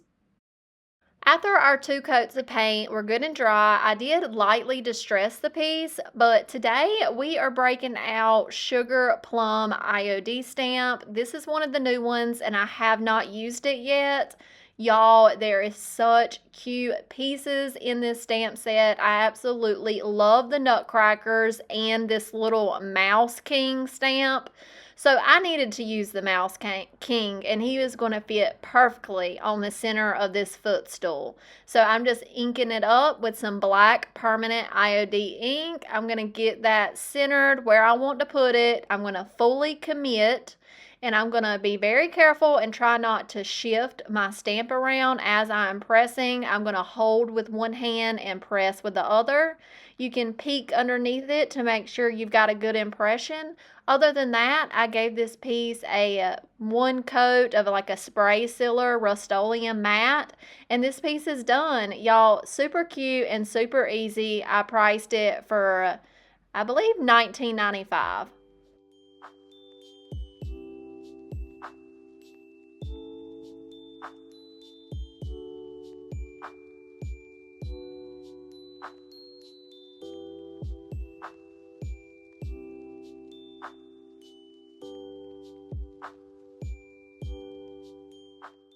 Our next project is a pretty simple one too. I started with this wood plank and I was trying to get some paint out of this cashmere fusion, but it has dried up completely.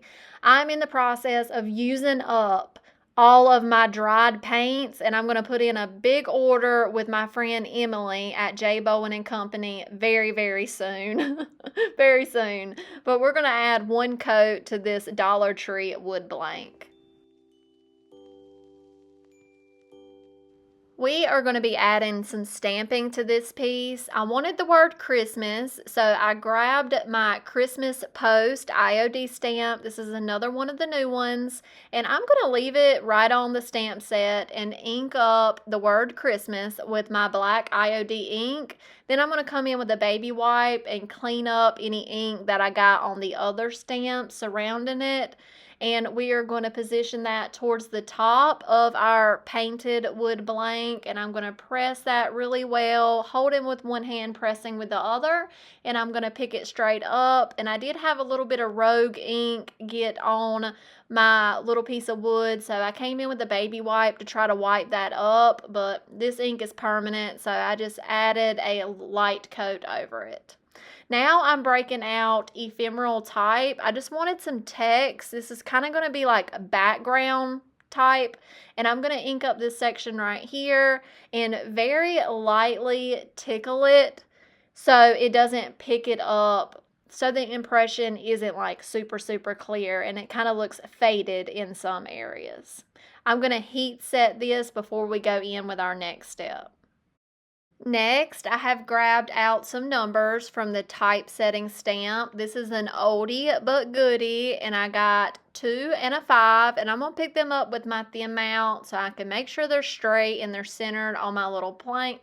I keep on calling it a plank. My little wood blank. There you go. And we're going to ink those numbers up and get these stamped on over that text. I don't know. I'm kind of picturing like a vintage postcard that you kind of see the 2 and the 5 on, and just kind of recreating my own. I'm going to ink up the edges just to add a little bit of age and definition to them with my ink pad. I love this technique so much. So our next element to this project, this is one of those wooden pots that you get in a pack from Dollar Tree in the summertime, and I have a piece of floral foam that I'm just cut to fit, and I'm going to add some hot glue in there and smush down that floral foam and cut it flush with the top. And then here I have a older bottle brush tree. I have so many bottle brush trees in my stash that I'm going to cut the little plastic base off of, add some hot glue to that little stem piece, and we're going to shove that down into the floral foam.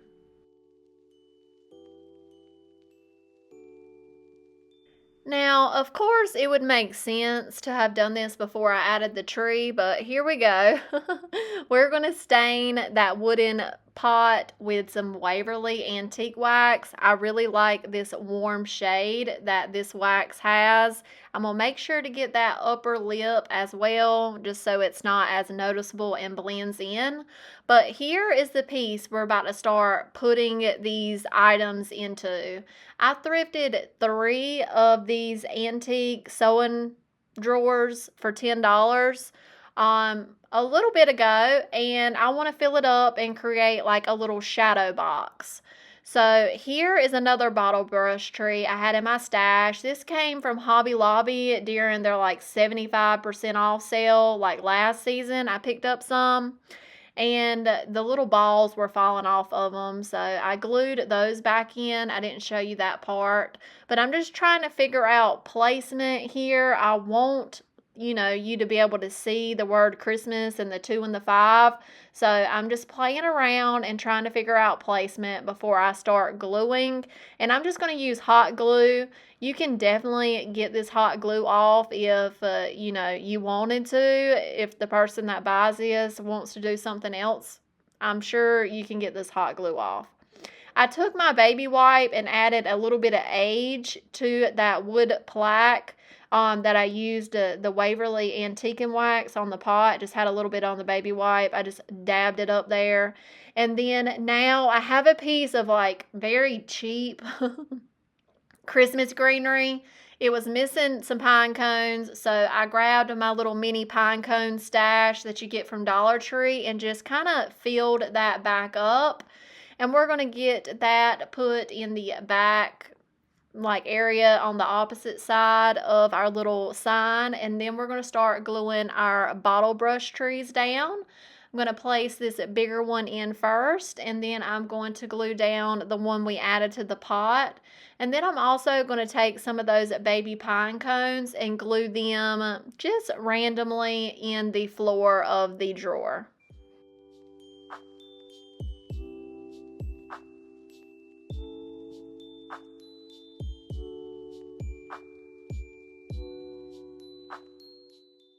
And that is it for this project. I think it is super cute. I love how it came out. It's fun gathering things and making them work together.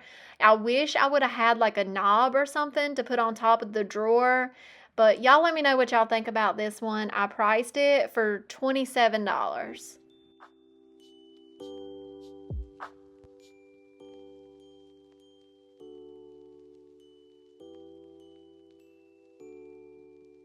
Our next one is some wooden frames and some Temu canvas prints. Y'all probably get tired of me doing these, but they're good sellers, and I need to get these done and in my booth for the Christmas season. So both of these canvases, I paid less than $2 a piece for them, and the frames were $1 or $2 a piece as well. I'm using Mod Podge to attach my canvas and using my brayer to make sure the canvas is made good contact with my backer board before going over it with another layer of Mod Podge. I absolutely love this forest scene, and I figured it's not really Christmas. It doesn't scream at Christmas, so you could leave this piece out all through winter.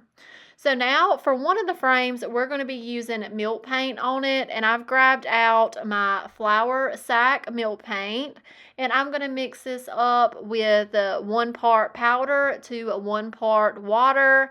I mixed it actually a little thick, so I didn't have to do 10 coats. And I would only have to do 2 coats. I let that thicken up a little bit, and about 10 minutes later, I am ready to paint my wooden frame. I just received a lot of goodies in the mail, so y'all be sure to hop over to my website. I have restocked on milk paint, and I have restocked on a lot of IOD products. So if y'all were looking for something, head over there and check it out. My website is always linked in my description box.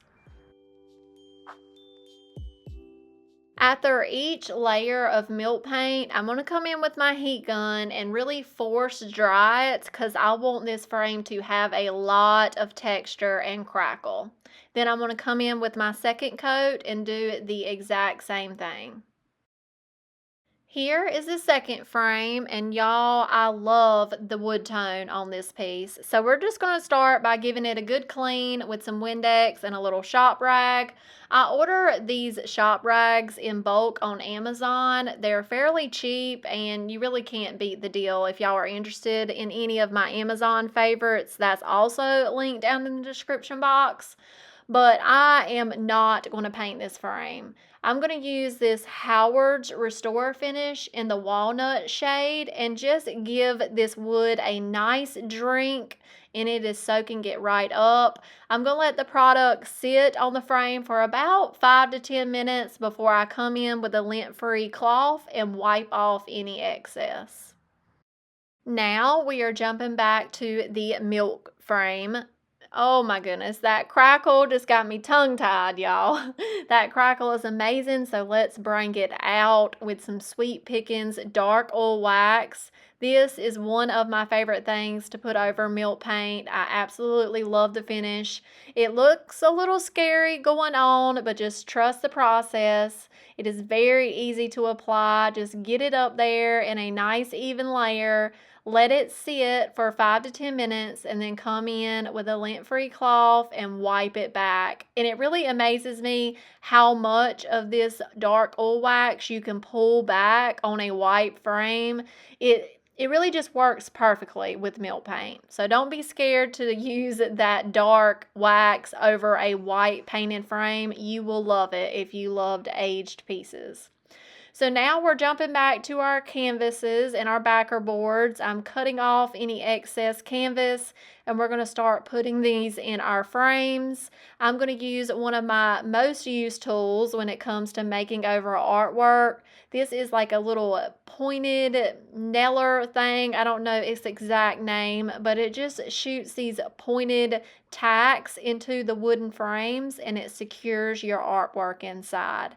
I did finish the back of both of these frames by adding some contractor's paper to the back of them with some hot glue, and I sanded off that contractor's paper so it's flush with the wooden frame, and then I added a hanging system to both of them.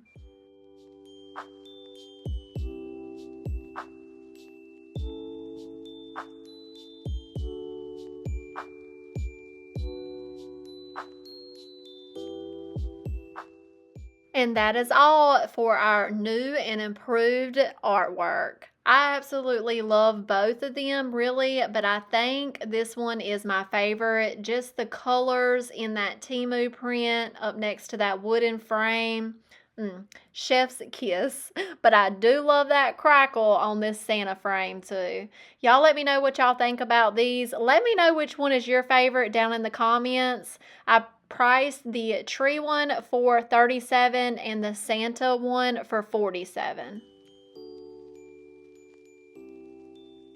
Now, this project, don't blink or you might miss it. It is super easy. I have a glass cloche wooden base, some little miniature deers from Hobby Lobby, and an old bottle brush tree.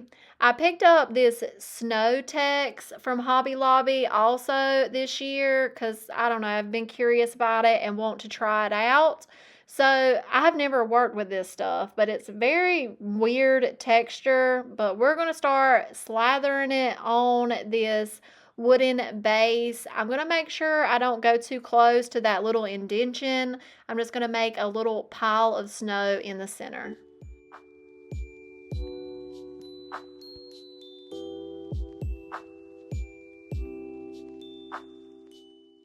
I debated on letting this snow dry before adding my miniatures, but Mama was standing right next to me and she said it should work like glue when it dries. So she talked me into it.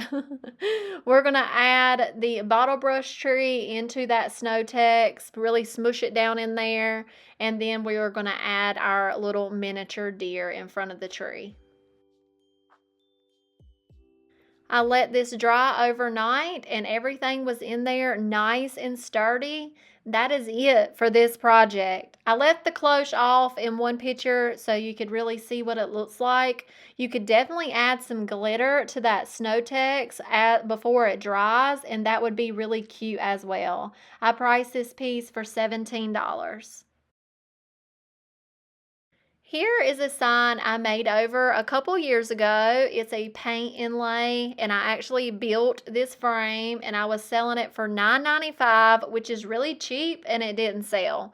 So it's been in my stash and I want to redo it. So I'm going to start by giving it a good sand. I have been using it to like pour resin on. So I had like some resin on it that I needed to get sanded off, and then I needed to sand down that paint inlay so it's nice and smooth. The black frame was not as sturdy as I want it to be, so I'm going to shoot a couple brad nails into each joint just to secure it a little bit further. I absolutely love this battery operated brad nailer. Like, I will never go back to the air compressor ones. Those air compressors are loud. Either way, we are cleaned up and I'm going to get this center back portion repainted. I'm going to do 2 coats of just a all-in-one white paint. Being careful, try not to get any white on the black frame.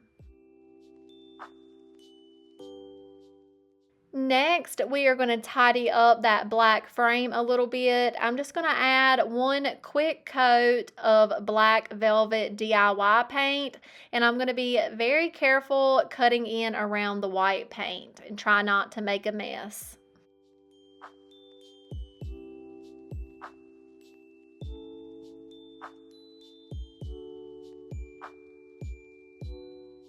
We are going to be using the nutcrackers from Sugar Plum. This was actually the first project of me using this stamp set. So I need to come in and lightly scuff sand the back of the stamps using a 220 grit sandpaper.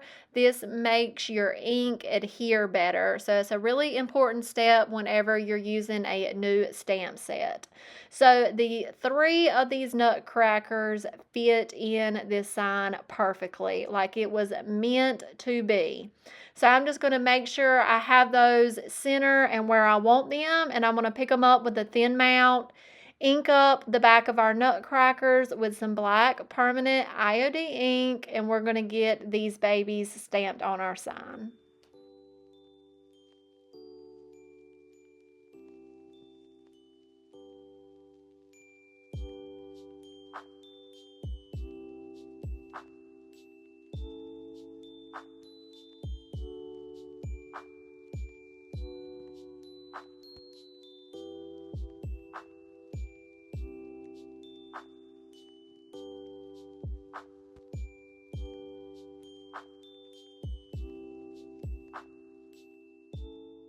Once our ink is good and dry, I did heat set it with my heat gun a little bit. We are going to add the fine line crackle over the white and stamped portion of our sign.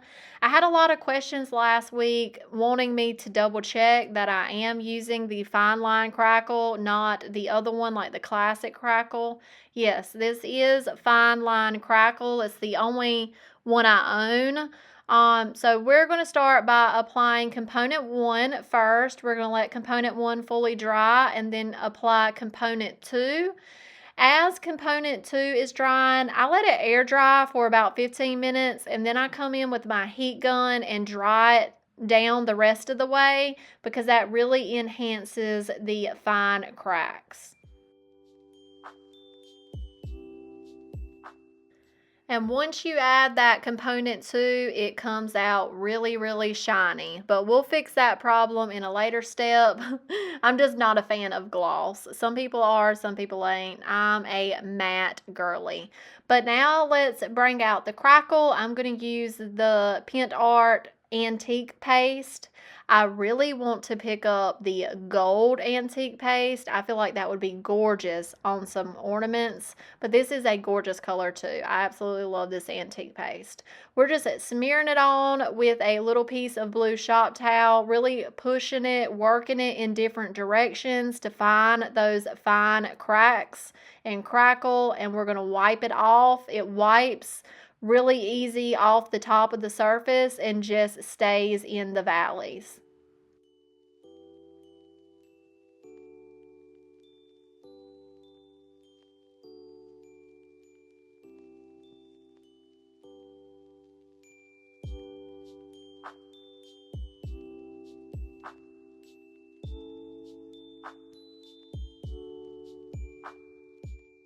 I left a lot of that process in the video for y'all because I don't know about you, but I really like watching that crackle come out of the piece. But now let's fix the shininess. Here I have some varnish in matte. It separates, so you need to make sure you shake it really, really well before use. There is a marble inside the container that helps with mixing it back up. But we're just going to add one coat over the centerpiece and just take down that shininess a notch.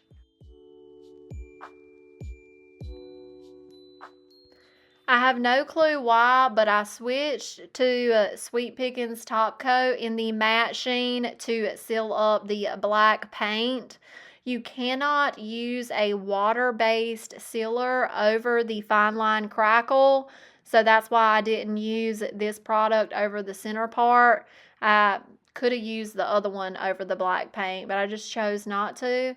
Other than that, this project is done, and y'all, I love, love, love it. It is neutral. It is gorgeous. I love the crackle, and I love those nutcrackers. I priced this one for $23 this go around. And that is all I have for you today, my friends. If you have made it this far, over 3 hours long, drop a emoji down in the comments. Let me see. Let's pick a fun emoji like a swan. Do a swan emoji down in the comments if you made it through this whole video. Y'all are the real MVPs over here. Thank you, thank you, thank you. I hope you enjoyed this compilation video. Y'all let me know which one stood out most to you.